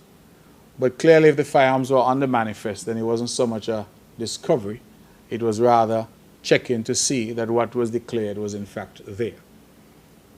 So that is why I said that the original reports that we saw were very sensational. They suggested that there had been a big bust in Nevis, and people were of that view. In fact, I saw one AI-generated image with some very fearful-looking assault weapons that they said had been discovered in Nevis. Someone sent that to me from the U.S. Virgin Islands and asked me if we were planning a war in Nevis, what was going on, because somebody had just plugged that into AI, got an image, and then used this image of all of these assault weapons that the allegation was that these had been discovered. It turns out that the facts are not as sensational as that, and as I said, in my opinion, the police could have handled it differently by putting all of the information out there so that the alarm that was created could have been avoided. And now the allegations of separate and disparate treatment could also have been avoided because this gentleman, well, this family, I'm sorry, would have written, they would have declared. And so I'm advised as of today that the firearms are in police custody. So I don't think the public needs to be concerned that the firearms are out there somewhere. They are in police custody. The matter is being thoroughly dealt with, and the usual police processes will now ensue. But as I said, the error appears to be that they went ahead and shipped all of their belongings, including their collection of firearms, without first getting a response from the police. But the letter is there that they would have written, and there was a gap of about a month before the goods arrived in the Federation, and that is the position. So we will have to wait and see what else develops in that regard. You asked me about the Destiny Project. Before I get to that, about appointments and succession planning. Let me say, Ms. Hewlett, that is one of the reasons why sometimes these processes take a bit longer. We're very careful that we don't create gaps. And so if you realize Mrs. Neva Manners-Limonta was in position A, we have moved her now to position B that was vacated by Mrs. Brown, and we have now moved Janisha Daniel into position A that Mrs. Manners-Limonta held. So that's demonstrative of us utilizing the skill sets that we have to ensure that we don't create gaps. So Miss Janisha Daniel, for example, has been at the Inland Revenue Department for quite some time. She's a qualified accountant. And by her transitioning, it means we don't lose any institutional knowledge. We're not bringing in somebody who's alien to the organization. We are promoting from inside the organization. And as I said, I will be announcing some additional moves in short order. We can't do that until, of course, we have the green light from the Public Service Commission. But I will be announcing some additional moves as we continue to reposition the talent that we have across the public service.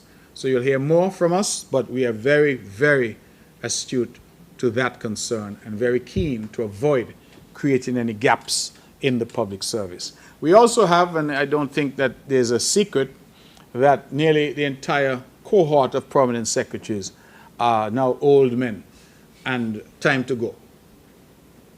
All of them are due for retirement. P.S. Daniel started to laugh because he's one of that cohort. So we have within all the ministries almost.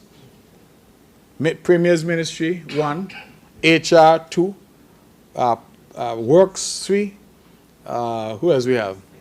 Finance, 4, all of those ministries. We have, in fact, all of them were in the same class, believe it or not. All of them went to school together. So sometimes they try to gang up on me because they hold one head. But those are all now approaching the ripe age of 60 and have had the number of extensions afforded to them. And at some point we'll have to say au revoir to those. And so the issue of succession, Ms. Hewlett, is a live issue for us right now because we have to find people who have the capacity to do what these people have been doing for some time. And I thank all of them for their service. The Destiny Project, you say it's at a standstill. The Prime Minister made some comments, and it's a matter for me that is a little curious. I'm trying to, as I get older, to be more tempered in my language. I say that because, Ms. Hewlett, I saw what was being sent around and saying the Prime Minister has just said no and killed the Destiny Project. And I listened to it, and then I said, maybe I missed something. So I listened to it again, and then I said, well, let me go to sleep and wake up and listen to it a third time. And I can't hear anything in this comment that really said anything about killing any project. So I don't understand the hype. I believe what is happening is there's some people who want the project to be killed. And so they're grabbing at any little statement that is made to say, well, that the project is now dead. Let me update you that there was yesterday a very high-level meeting between representatives from the federal government, representatives from the Nevis Island administration, and representatives from the Destiny developers. And the meeting would have occurred at the Four Seasons Resort, and it took up a significant part of yesterday. And the whole purpose behind that meeting was to iron out some remaining issues. The Honorable Prime Minister would have written to me indicating that, having considered the matter at the Cabinet, they had 4 issues that were of some concern, and those issues, I am advised, would have been resolved in that meeting that occurred yesterday. And if that is the position, it now means, therefore, that we should be in a position to move forward with that particular project. You asked what the Prime Minister's statement was about. And I believe that the Prime Minister has been quite consistent in saying that Nevis land is a matter for the government and people of Nevis. I don't know why everybody seems to think that that is something new or novel or alarming. The Constitution is very clear that in relation to land in Nevis, it falls within the purview of the Nevis Island Administration and the people of Nevis, just as land in Sinkis falls within the purview of the federal government. So the point that he was making was just, in my opinion, a reminder that he has no control over land or land use in Nevis, and he's absolutely correct. In fact, if he were to try to exercise such control, he would be acting unconstitutionally, and no doubt would be legally challenged. The issue why this particular development and any development under the Special Sustainability Zone legislation is because that legislation sets out a process for approving of projects that will be subject to that legislation. Had Project Destiny come and simply said, we just want to do a hotel, like the Four Seasons did, like Paradise Beach did, we are not interested in creating an SSZ, then there would be no need to engage with the federal government. They would engage with the NIA, and the NIA would say yea or nay, and the project would proceed. The SSZ legislation created a framework for particular types of developments.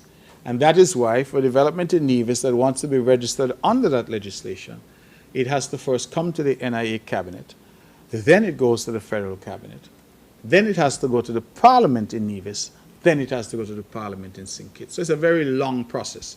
That is why I've kept saying to the public, some of whom are quite agitated, I'm not sure why they're so agitated, because I've said the information by law has to come to you, the agreements have to come, the proposed legislation involving the agreement has to come, and there will be ample opportunity for us to discuss it. We're still at a very early stage of this. And so I have tried my very best to say to our people that there is an opportunity, and there will be further opportunities. We've already given some, but there will be further opportunities to engage on this issue of not just the SSZ, but whether or not this particular development is a development that we want and the form that that development is going to take. Both the Prime Minister and I have been very careful to ensure that there are no infringements of our Constitution and that the necessary safeguards continue to remain in place. Safeguards like the continued authority of the Director of Public Prosecutions of all criminal matters, safeguards like the authority of the Commissioner of Police over all policing and security matters, customs, immigration, all of those safeguards we have been insisting upon. And so I think that our people just need to take a deep breath, wait for the information. Last night I was on my radio program and somebody called in and said, well, people are right to speculate.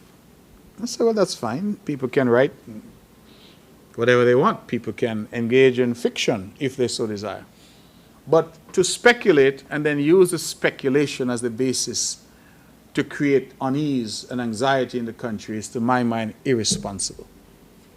It's irresponsible. We have explained the project. The Destiny people have a whole website explaining what it is they're trying to do. And the only thing that is not currently in the public domain are the actual agreement. And that will come. Not because Mark Brantley said it will come, but because the law says it has to come. And I've made the point time and time again that it is the first time in the history of St. Kitts and Nevis that we are going to see a development agreement. Christoph Harbour, nobody saw that agreement. Four Seasons, Kittitian Hill, Marriott, nobody saw those. This, by law, has to come to the public. And everybody's claiming, I want it now, I want it now, I want it now. Take it easy. The agreement will come. It has to come. Let the process work. Because I'll tell you something, Ms. Hewlett, the agreement that went to St. Kitts, where the cabinet here said we felt fairly comfortable, is not going to be the agreement that is the final agreement. Because the cabinet in St. Kitts has also said, well, we want this tweaked and that tweaked as well. That agreement, my understanding, has gone through some 30-odd revisions. And that is part of the problem, because what you're having, members of the press, is that somebody saying, oh, I have access to the agreement. They may have seen a version which was version 15. And they're grabbing pieces of version 15 and say, see, this is what I say. Not realizing that those have already been taken out. And we're moving on. So that's why I said, let us wait, let us abide the process. Nobody's trying to hide anything. It is just a process. And it would be foolish of us as government to put version after version after version of agreement into the public domain. We'll put the version that is ultimately proposed by the NIA and by the federal government, and the version that is proposed to go to the parliament, so that people can then engage on that version. But giving you version 17, and then version 26, and then version 32, it makes very little sense. And so we need to understand, and we also need to understand, I think I need to make this point, that developers who come to our country, whether they're Olivia Jensen, they are Bill Gates, they are whoever, when they come, they ask for everything. I hear this argument being advanced in some quarters. Oh, they want to do this and they want to do that. What people ask for is not what you should be focused on, you know. You should be focused on what your government has agreed to. Because you could be assured that every developer who comes in asks for the sun, moon, and stars. If they can get everything for free, they're asking for it. You know why? Because they expect the government to push back. That's negotiations. So a lot of times people get caught up and get enraged because, how dare they come and they ask for this concession. It's the nature of business. If I'm selling my car, I said I want $1 million for my car. I expect you to come and say, but I know I could have had that car only worth 200,000. And then you highball me, I lowball you, and then we go back and forth and we'll decide that we're going to pay $300,000 for the car. That's the nature of negotiations. I hear people getting so upset. Somebody got upset and said to me, the people did not offer me enough money for my land. I said, but it's your land. If the people did not offer you enough money, in your opinion, ask for more. Negotiate for more. What are you vexed with me for? That the people did not offer you enough money for your land. I was not involved. The Premier and the government has not been involved. So if you feel that the people have not offered you enough money, ask for more money. And if you don't get the price that you want, what is the result? Don't sell your land. Why is there so much drama about, to me, simple, ordinary business transactions? If you don't get what you want, then don't sell your land. That is the obvious answer. But if there are people who decide, I'm comfortable with this is a fair price, and they choose to sell their land, then why are you getting upset with those people? And I am still to realize and understand how the government, somebody's telling me the government should have been advising people on how much they should sell for and what they should do. That is not the role of government anywhere in the world. And you know, Nevis people are so funny, you know, that if I were to be able to go out there and tell people why you should sell for $5, they tell me you're forward. How you putting your nose in my business? I'm nothing to do with you. But now all of a sudden, the government. Just last night I had to correct somebody because they called in a program and said that, are selling out half of Nevis. So I said, well, what does that mean? Because in my individual capacity, I have not sold 1 square foot of land. And as government, we have not sold 1 square foot of land. So I don't understand when you say, I'm selling out Nevis. If you want to say people are selling their private property, well, that is their right. And that is why I feel that there's been a lot of heat about this development, but very little light. A lot of chatter and a lot of foolish chatter. Once you debunk one myth, they come up with another one. Oh, 6 square miles of Nevis. Well, that's not true, so you don't hear it as often now. Oh, you can't put your foot in the water, you can't swim, you can't do this. That's not true, so that has now gone through the echoes. Oh, Nevis people going to carry. The latest I heard is a 14-foot wall is going to be erected like the wall of Jericho. Just foolishness after foolishness after foolishness, to the point where I've become so tired, Miss Hewlett, of talking about destiny. I've become tired because I'm saying, well, what else do we need to say? Up to yesterday, I saw somebody writing online about a state within a state. I thought that had been debunked so long ago. And yet people continue to say it. So I am concluded that there's some people out there who, no matter what you tell them, they will continue to persist in whatever it is they believe, and you just say, God bless you. Pray about it, and let us hope that we could all be better as a society, because there's nothing that one can do. They're not interested in the facts. They're not interested in anything except what feeds their particular narrative. And so I can say that we had that meeting, and I'm hopeful that we will move forward quickly on that.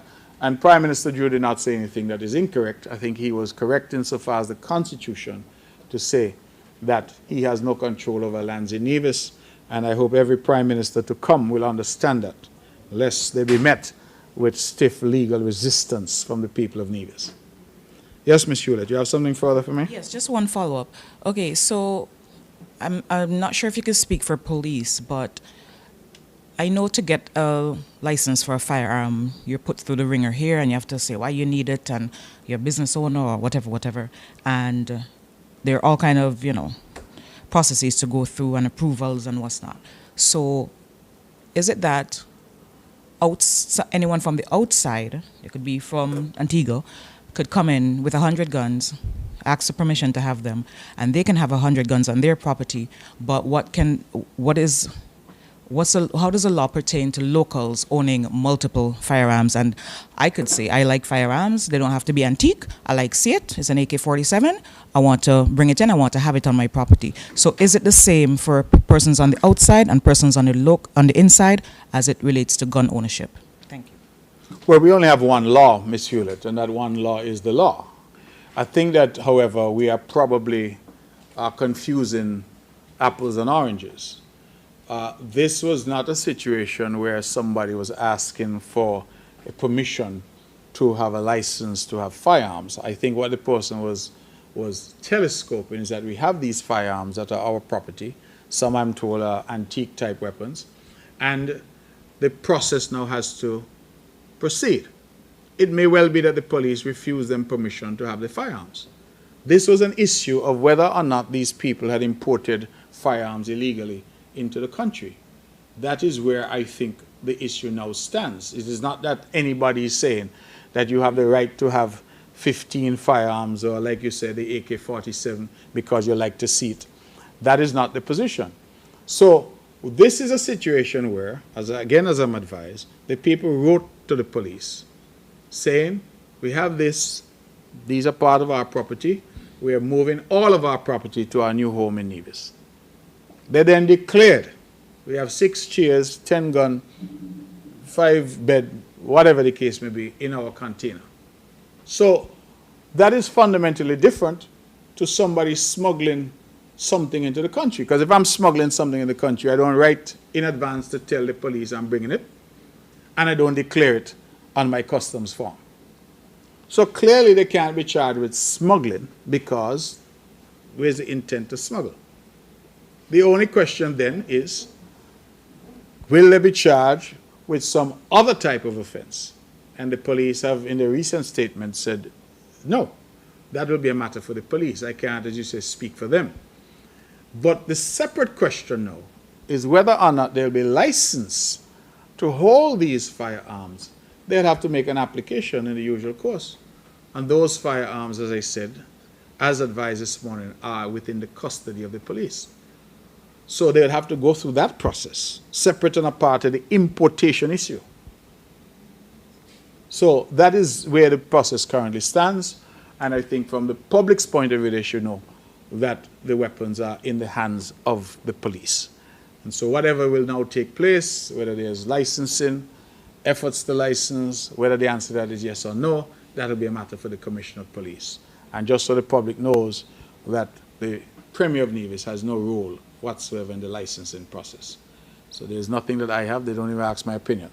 So there's nothing on that for me to engage in. Anything further?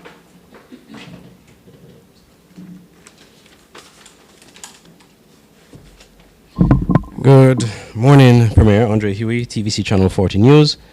Some of the questions I had were asked by my Mr. Huey, colleague. could you repeat the agency? TVC Channel TVC, 40. Yes, thank you. Television Caribbean. Some of the questions were asked by my colleagues already. However, I do have some pertaining to the dialysis unit. What efforts or safeguards will be put in place to ensure that the construction of this unit will indeed go on schedule, just to avoid what has happened so far with the hospital wing, even though it's a smaller project, but just to make sure that the construction is done on time and that the unit will be available for use before the end of the year. And in terms of the cost, I know you answered Ms. Hewlett earlier about the cost of the service, because dialysis is expensive. But in terms of a cost structure to sort of subsidize the cost or to make it more affordable for persons who would need to use it. And the opposition has constantly criticized the government, especially in the early term of the CCM administration, for not continuing the work that they started with the dialysis machine that they acquired prior to them leaving office. How do you answer to the charge that they would more than likely put forward, if they haven't done so yet or already, that the government would have put dialysis users in a predicament or in a difficult situation for years and is only now fixing that problem?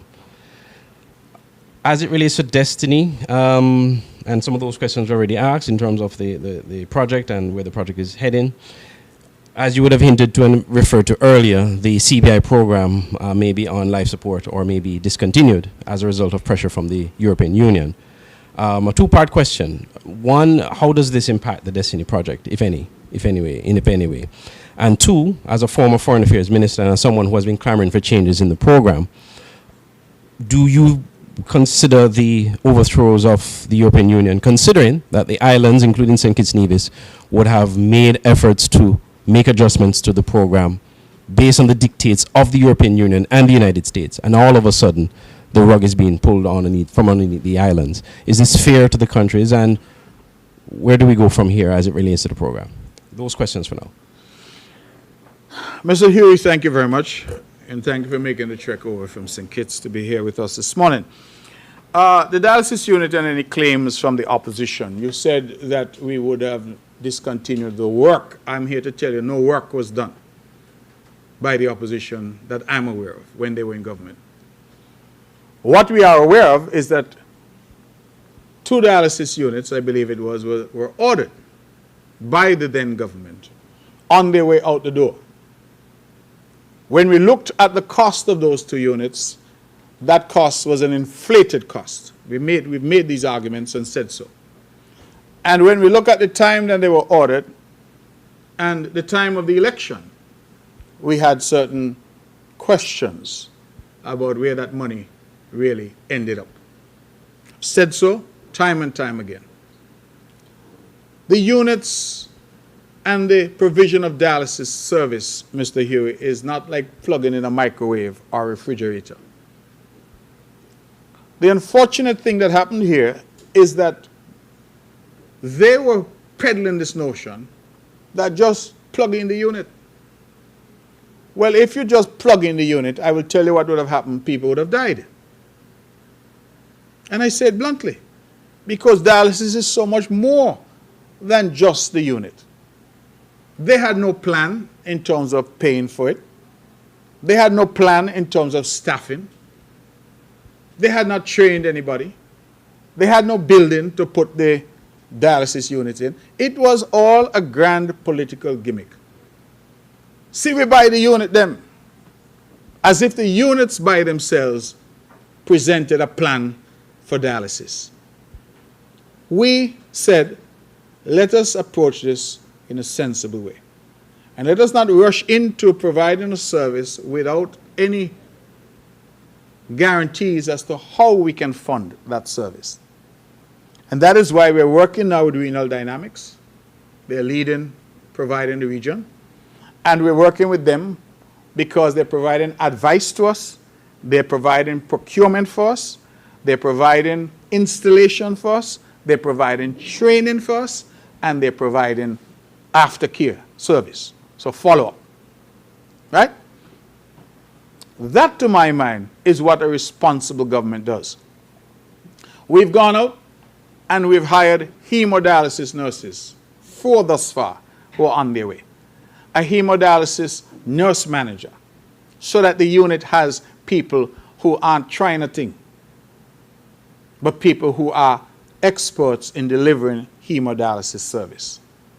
And then, as I indicated to you, we are currently in discussions with the federal government about sharing the nephrologists that they have available to them. And we have also, in fact, I'm told he arrives on island on Sunday, a biomedical engineer who will be the one now to deal with the issues, water quality. I've been advised, for example, Mr. Huey, that if you get the water quality wrong for the dialysis, patients can die. If your machine were to malfunction during the course, because remember, dialysis, as I understand it, they're literally taking the blood out of your body, running it through the machine to clean it and putting it back in. At any step of the way, something can go wrong, people die. I did not want that on my conscience. And I was not about to engage in any political gimmickry about dialysis. So telling me you bought 2 machines, as if that meant that you were serious about dialysis, is really, it's really playing the people of Nevis as fools. Because plugging in a machine does not mean that you have a dialysis center. If the opposition was so clear about their dialysis plan, let them present it. Because we found nothing when we got into government. So let them tell you who was going to staff the unit. Let them tell you how they were going to pay for the unit. Let them tell you where the 2 machines that they bought would have been housed. Let them tell you about water treatment. I did not even get into it, but let me get into it since you asked the question. Let me see if I can find it here. Because I had a lengthy statement. The dialysis machines, 2008 T Blue Star HD SYS, whole heap of letters, right? For reliability and patient safety. Air quality, advanced HEPA 500 commercial air purifiers and plasma air defend 1050 air purifier multi-stage filtration for safe clinical environment. Ventilation, Daikin applied Rebel 25-ton package rooftop unit and Oxygen 8 Ventum Light RTU for optimal air management and infection control. Power and water resilience, 100 kVA generator with automatic transfer switch, UPS 20 kW kilowatt backup power, 2,000 gallon backup water system to ensure uninterrupted operations. These are technical requirements if you want the dialysis center. So telling me you ordered 2 machines, and that means that you were on some journey for dialysis, is simply misleading.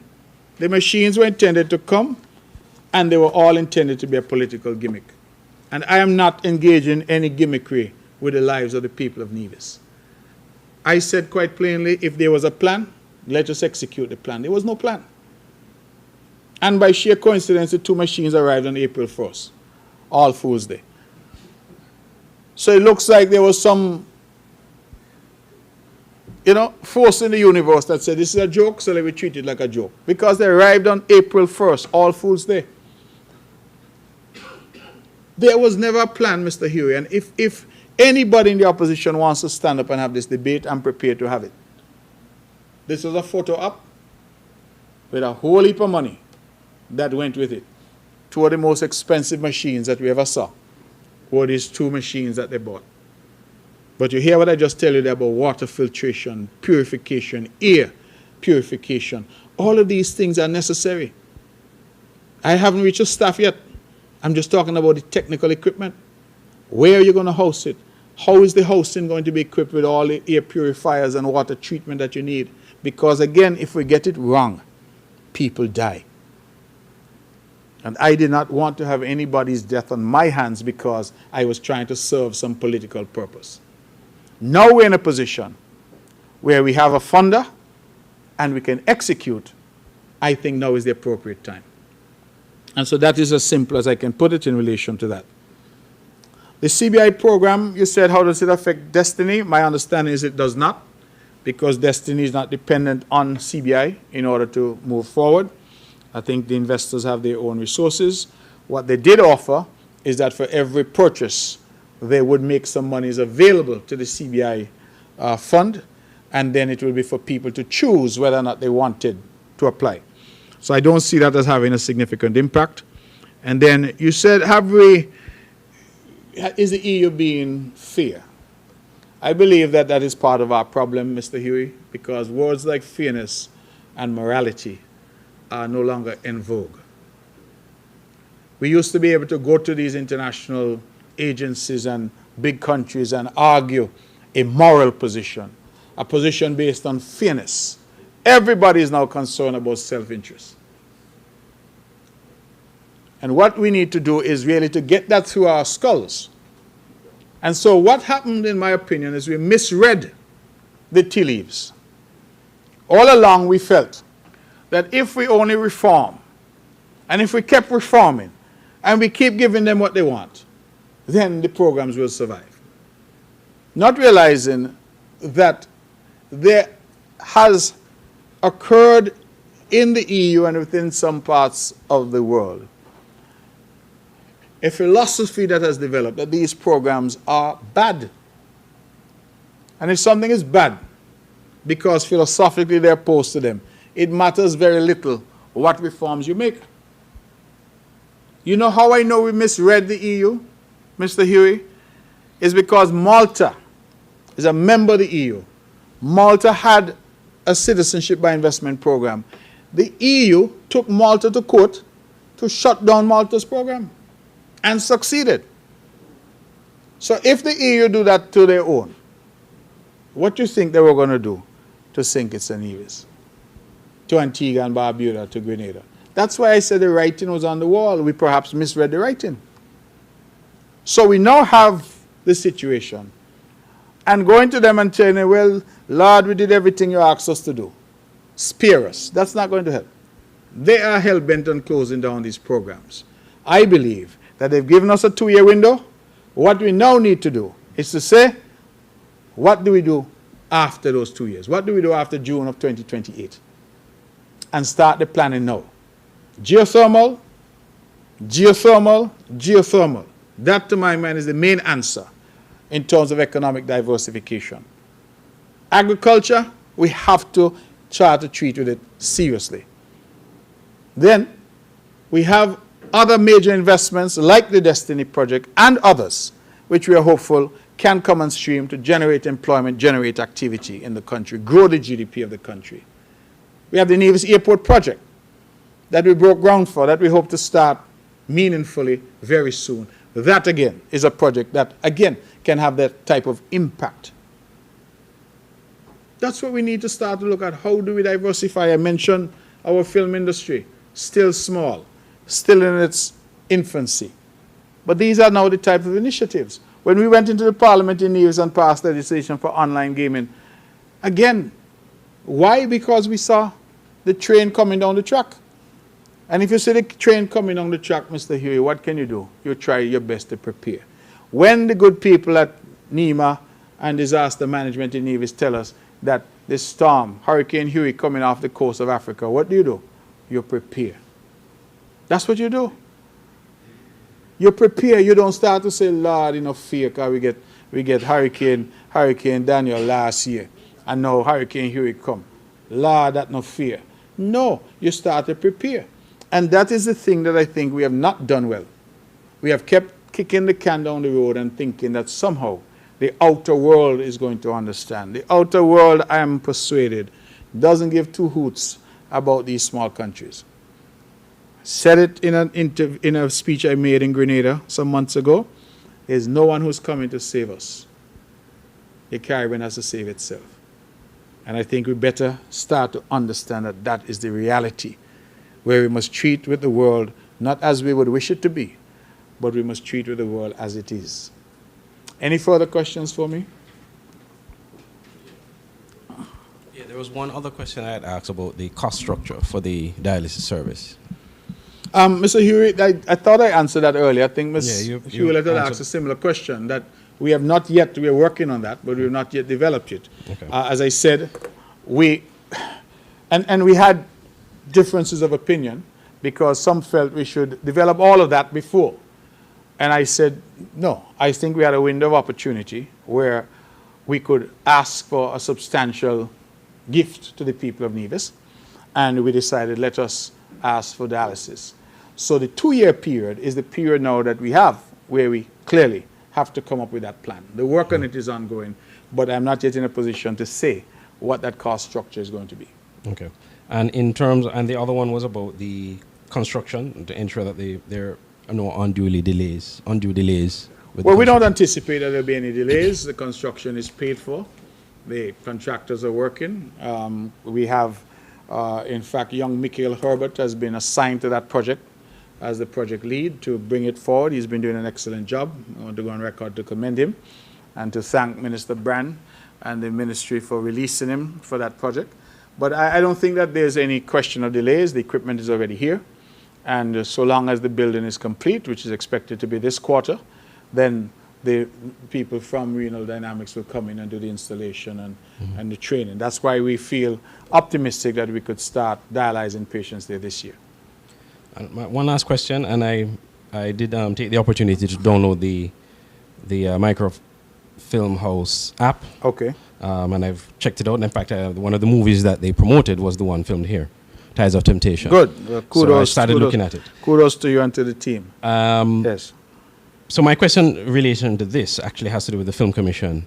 What does the Film Commission, we know the advantages, that the benefits for Nevis in terms of employment for locals, but what does the Nevis Film Commission offer to filmmakers that makes it attractive for Nevis, considering that there are other film commissions in the Caribbean as well that has, longer years of experience than Nevis? What are some of the advantageous benefits that are given to filmmakers to come to Nevis to film their projects? So we have a very simple model where we try to provide a one-stop shop. We really, if you go through the Film Commission, you have the opportunity to get all that you need done, whether it is scouting, whether it's to get locations. We developed a database of various locations. We try to make it easy. That's the first thing. Second thing is that the NIA does provide financial support for a lot of these films.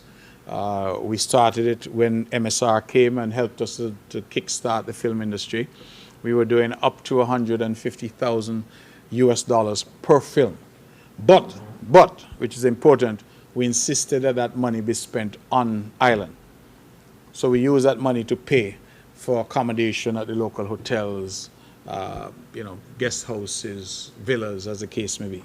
So we were not sending money overseas for you to buy equipment or anything like that. We said what our spend is going to be local. So transportation costs, things of that nature. We thought that that was a way of injecting taxpayer money, but making sure that it circulated in the local economy. That still remains our posture broadly. What we do is still provide some financial support, but we look at a case-by-case basis. So we're not offering $150,000 US to every film, because you have some small films that come and clearly don't warrant that kind of input. But for larger productions, that's the maximum to which we will go, again, in local expenditure. right? So they still have to find money to pay for their flights and all of those things. But when they come, they stay at the hotels, we will contribute to that. So there's that, and then of course we provide a tax-free environment within which they operate. So if they come here and they're doing on-island purchases, we exempt it from VAT and those kinds of things. If they have to bring in equipment, we exempt it from duties and that kind of thing. So we provide a pretty comprehensive package, and I think that you could reach out to the Film Commission if you would want more details of that. But we're definitely trying to make Nevis as attractive as possible. But I think the thing now that makes us most attractive is the hands-on approach that we have. Yeah, the Film Commission is very hands-on. She really, goes there. She's excited about what she's doing. And I think that makes a huge difference. So people get real-time feedback, real-time engagement. And thus far, it has worked rather well for us.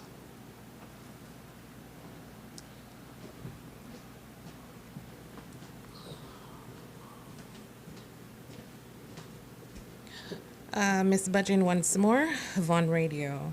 Mr. Premier, stemming from Ms. Hewlett's question on the gun matter, I think why people are so concerned about the issue because there were lots of ammunition that was found in the container as well. So the question is, those ammunition antiques as well? As we are now and officially transitioning into Culturama, we're still hearing complaints of Nevision band members stating that they are not included in our festival in terms of performing at various events, etc. for Culturama. Now, if this is true, can you explain why? Another question that stemmed from Ms. Hewlett. Now, what's your response to Prime Minister Drew's response during his last roundtable discussion when it comes to the special sustainability zones in terms of what is in our constitution and what it states? And to summarize, he said that there were some discrepancies when it comes to the zone in terms of law enforcement, social security, and our beaches. There must be a part of it. Otherwise, it just can't work as it says. So what is your response to that? Thank you. But I'm a little confused by your last question because I listened 3 times, as I said, to Prime Minister Drew's comments. And to me, his comments were general comments. They had nothing to do with Nevis or St. Kitts per se. He was saying that certain things like the beaches and all those things are not negotiable. But those things were also said a very long time ago. That's why I said some of the myths that have been perpetrated and that have been permeating about people can't go to the beach and all of that, those things have already been dispelled. So in my opinion, he was just reaffirming what the position is in relation to that. It has nothing to do with Nevis per se, because that's the same position that the NIA takes in relation to those matters. So we're not going to approve anything where the people are trying to privatize a beach. That's not going to happen in Nevis, ever. So I don't know that he was saying anything different other than reaffirming that position. In relation to the SSZ and the Constitution, I also don't think he was saying that there's anything about the SSZ that is unconstitutional. In fact, he passed the legislation, it was passed in the National Assembly. I think what he was rather saying is pointing out the differences between the NIA and our control about land in Nevis and what we can do with our land in Nevis and the limits of federal authority in relation to that aspect of it.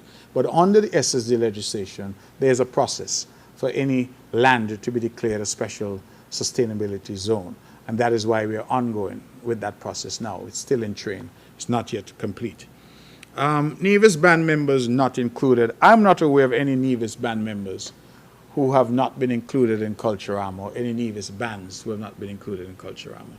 I've seen some comments put out on social media, but I have decided I won't bother to engage because sometimes the engagement is ultimately useless. What I gather is that one particular band has a set of demands in relation to their payment.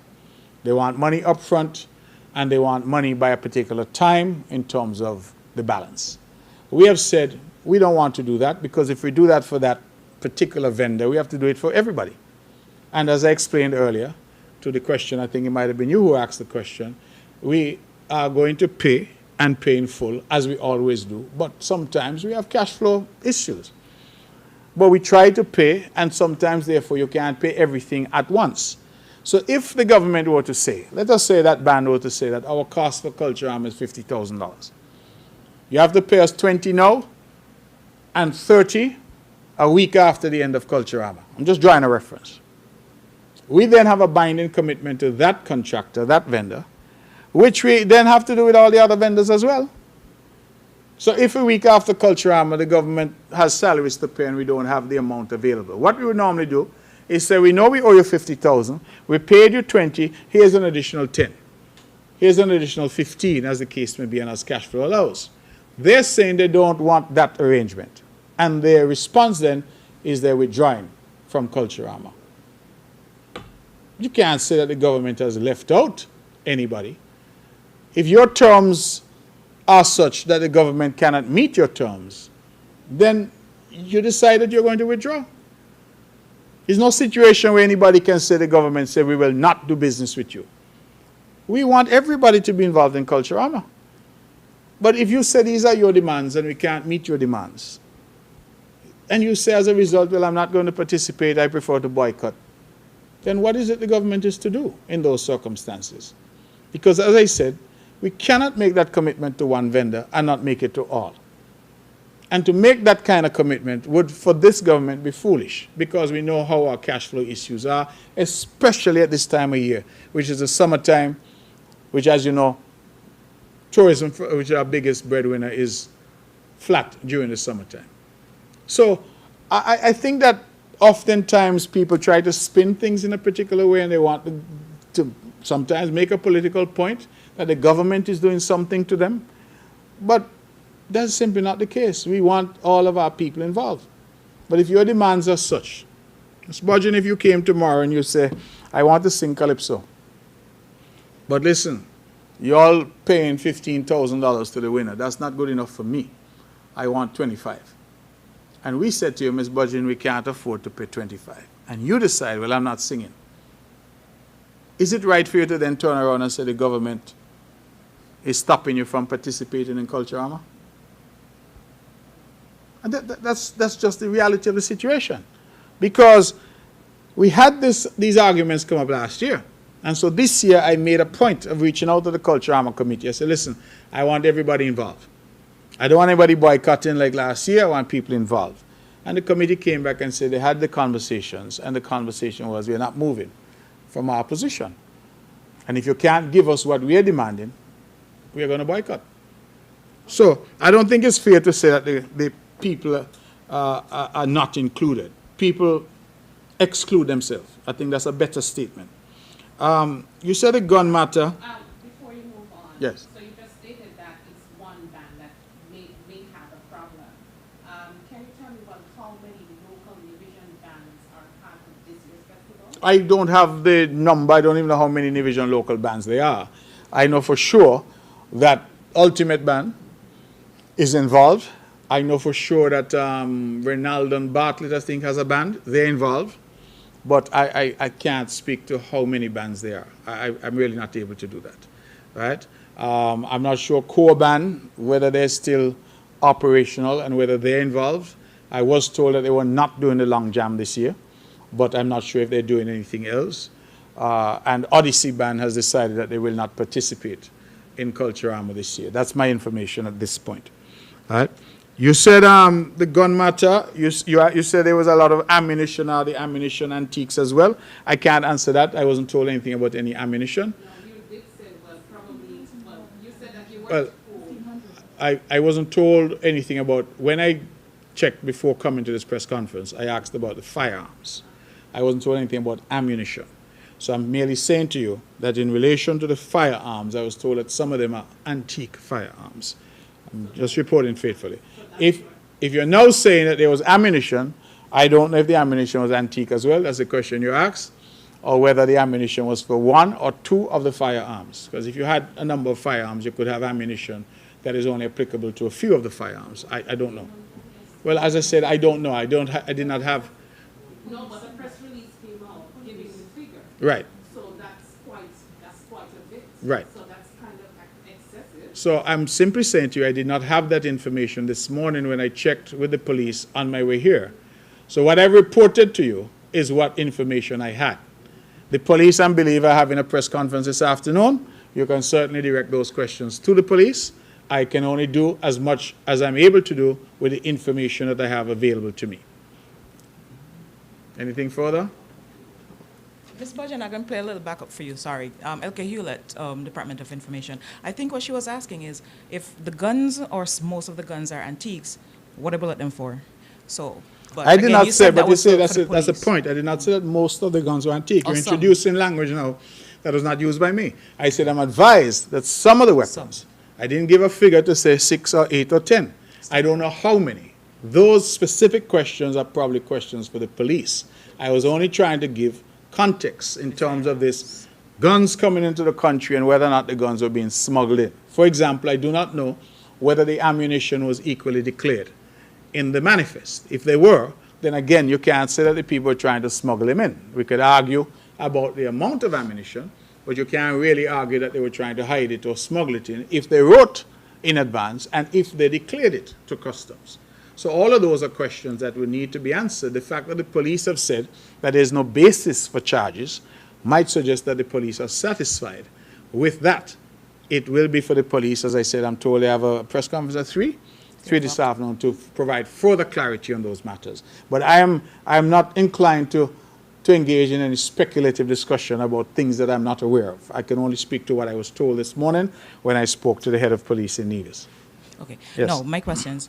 In terms of NEVLEC and the surcharge, with persons now saying their bills are tripled and what's not, would it create a situation where people are not able or opt not to pay in part or in full their bills, and then that lead to now a financial gap at NEVLEC and the ability to provide stable electricity? Also, the airport groundbreaking was July 1st, I think. Person is asking who drive on that side of the island. Granted, I don't, so I can't say that they're not seeing any activity there. So they had a groundbreaking. It's been 3 weeks. What is the plan for action to actually start construction there? Thanks. NEVLEC and the bills, I can only continue to apologize and to say to our people that we must try our very best to conserve, because even the circumstances that led to that, which we thought we had turned the corner on, we see that the United States has again attacked Iran, and the Strait of Hormuz is again closed. We don't know what's going to happen. So each day now we're looking at our television screens, trying to figure out what's going to happen in the circumstances. NEVLEC's position, Ms. Hewlett, has always been that if you cannot pay in whole, come in and talk to them. NEVLEC is not cutting you off because you only pay some. What NEVLEC is asking is that you have a conversation with them. So that's important. Will it lead to some kind of shortfall? It may. We don't know. NEVLEC is having an ongoing conversation with us, the Ministry of Finance. I can tell you even the government has been struggling to keep up with its payments to NEVLEC. So we all have to do our part, and NEVLEC will have that conversation with us as and when it's necessary. The airport groundbreaking, yes, the groundbreaking, please remember, is a symbolic start of a project.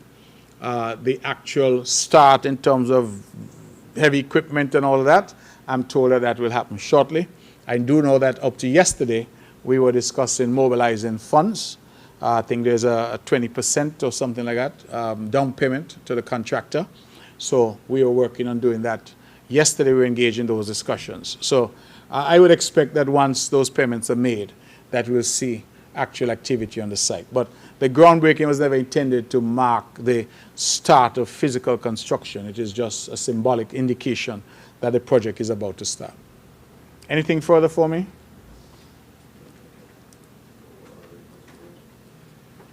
As it relates to Destiny, again, you did say that there were 4 issues that the cabinet, the federal cabinet, would have raised that were issues of concerns, which have now been resolved. I don't know if you had liberty to say or give an idea of what those issues are. And if, when you're engaging consultation again with the public, when the agreement now is public, if there are issues that are raised by the public that are of concern or genuine concern, will the NIA entertain the idea of making further changes to the agreement based on the feedback you get from the public, or will the agreement just go as is for approval? Mr. Huey, that's a very easy question for me. One, I am not at liberty to tell you what the cabinet in St. Kitts would have had concerns about, because that's an ongoing conversation. Going back to the public, absolutely. We went to the public on a number of occasions once we got that proposal formally to us. And we had a number of town hall engagements with various stakeholder groups. And after each engagement, we came back and we renegotiated based on the feedback that we got. So we've already taken a lot of what the public has said to us as the government and put that into the discussions. Obviously, if when this comes back to the public, there are again concerns raised, absolutely. We're prepared to go back and look at it again. That's why I keep saying it's a dynamic process. And there's no need for some of the hysteria that I have seen. It's a dynamic process. Let us await the process, and then let us come together as sensible individuals and say, we don't like this, we don't like that, as the case may be. Now, I don't profess to have all the answers. The cabinet doesn't profess to have all the answers. That's why we engage with the public. So the short answer is that there will be ample opportunity for the public to come back with their concerns and with their comments, and we can then proceed accordingly. What we have had thus far are members of the public who have engaged in, how should I say, speculative behavior. Somebody says somewhere on some radio station or something that, oh, they're going to have a 14-foot wall. And then you have people now responding as if that is a fact, when in fact that is nonsense. So I feel that, again, let us just take a breath. Even those out there who say that they're activists, take a breath. Because you're exercising your activism oftentimes on nonsense. You're getting agitated and driving up your blood pressure over things that are not real, things that do not exist. So take a breath and let us now go, and when we get actual information, we can have a sensible conversation. The pros and the cons. No project, Mr. Huey, is going to be perfect. Every developer that comes in is going to demand they get this or get that. The question is ultimately, what is the balance that you can strike? And that's the case. It was a case for Four Seasons.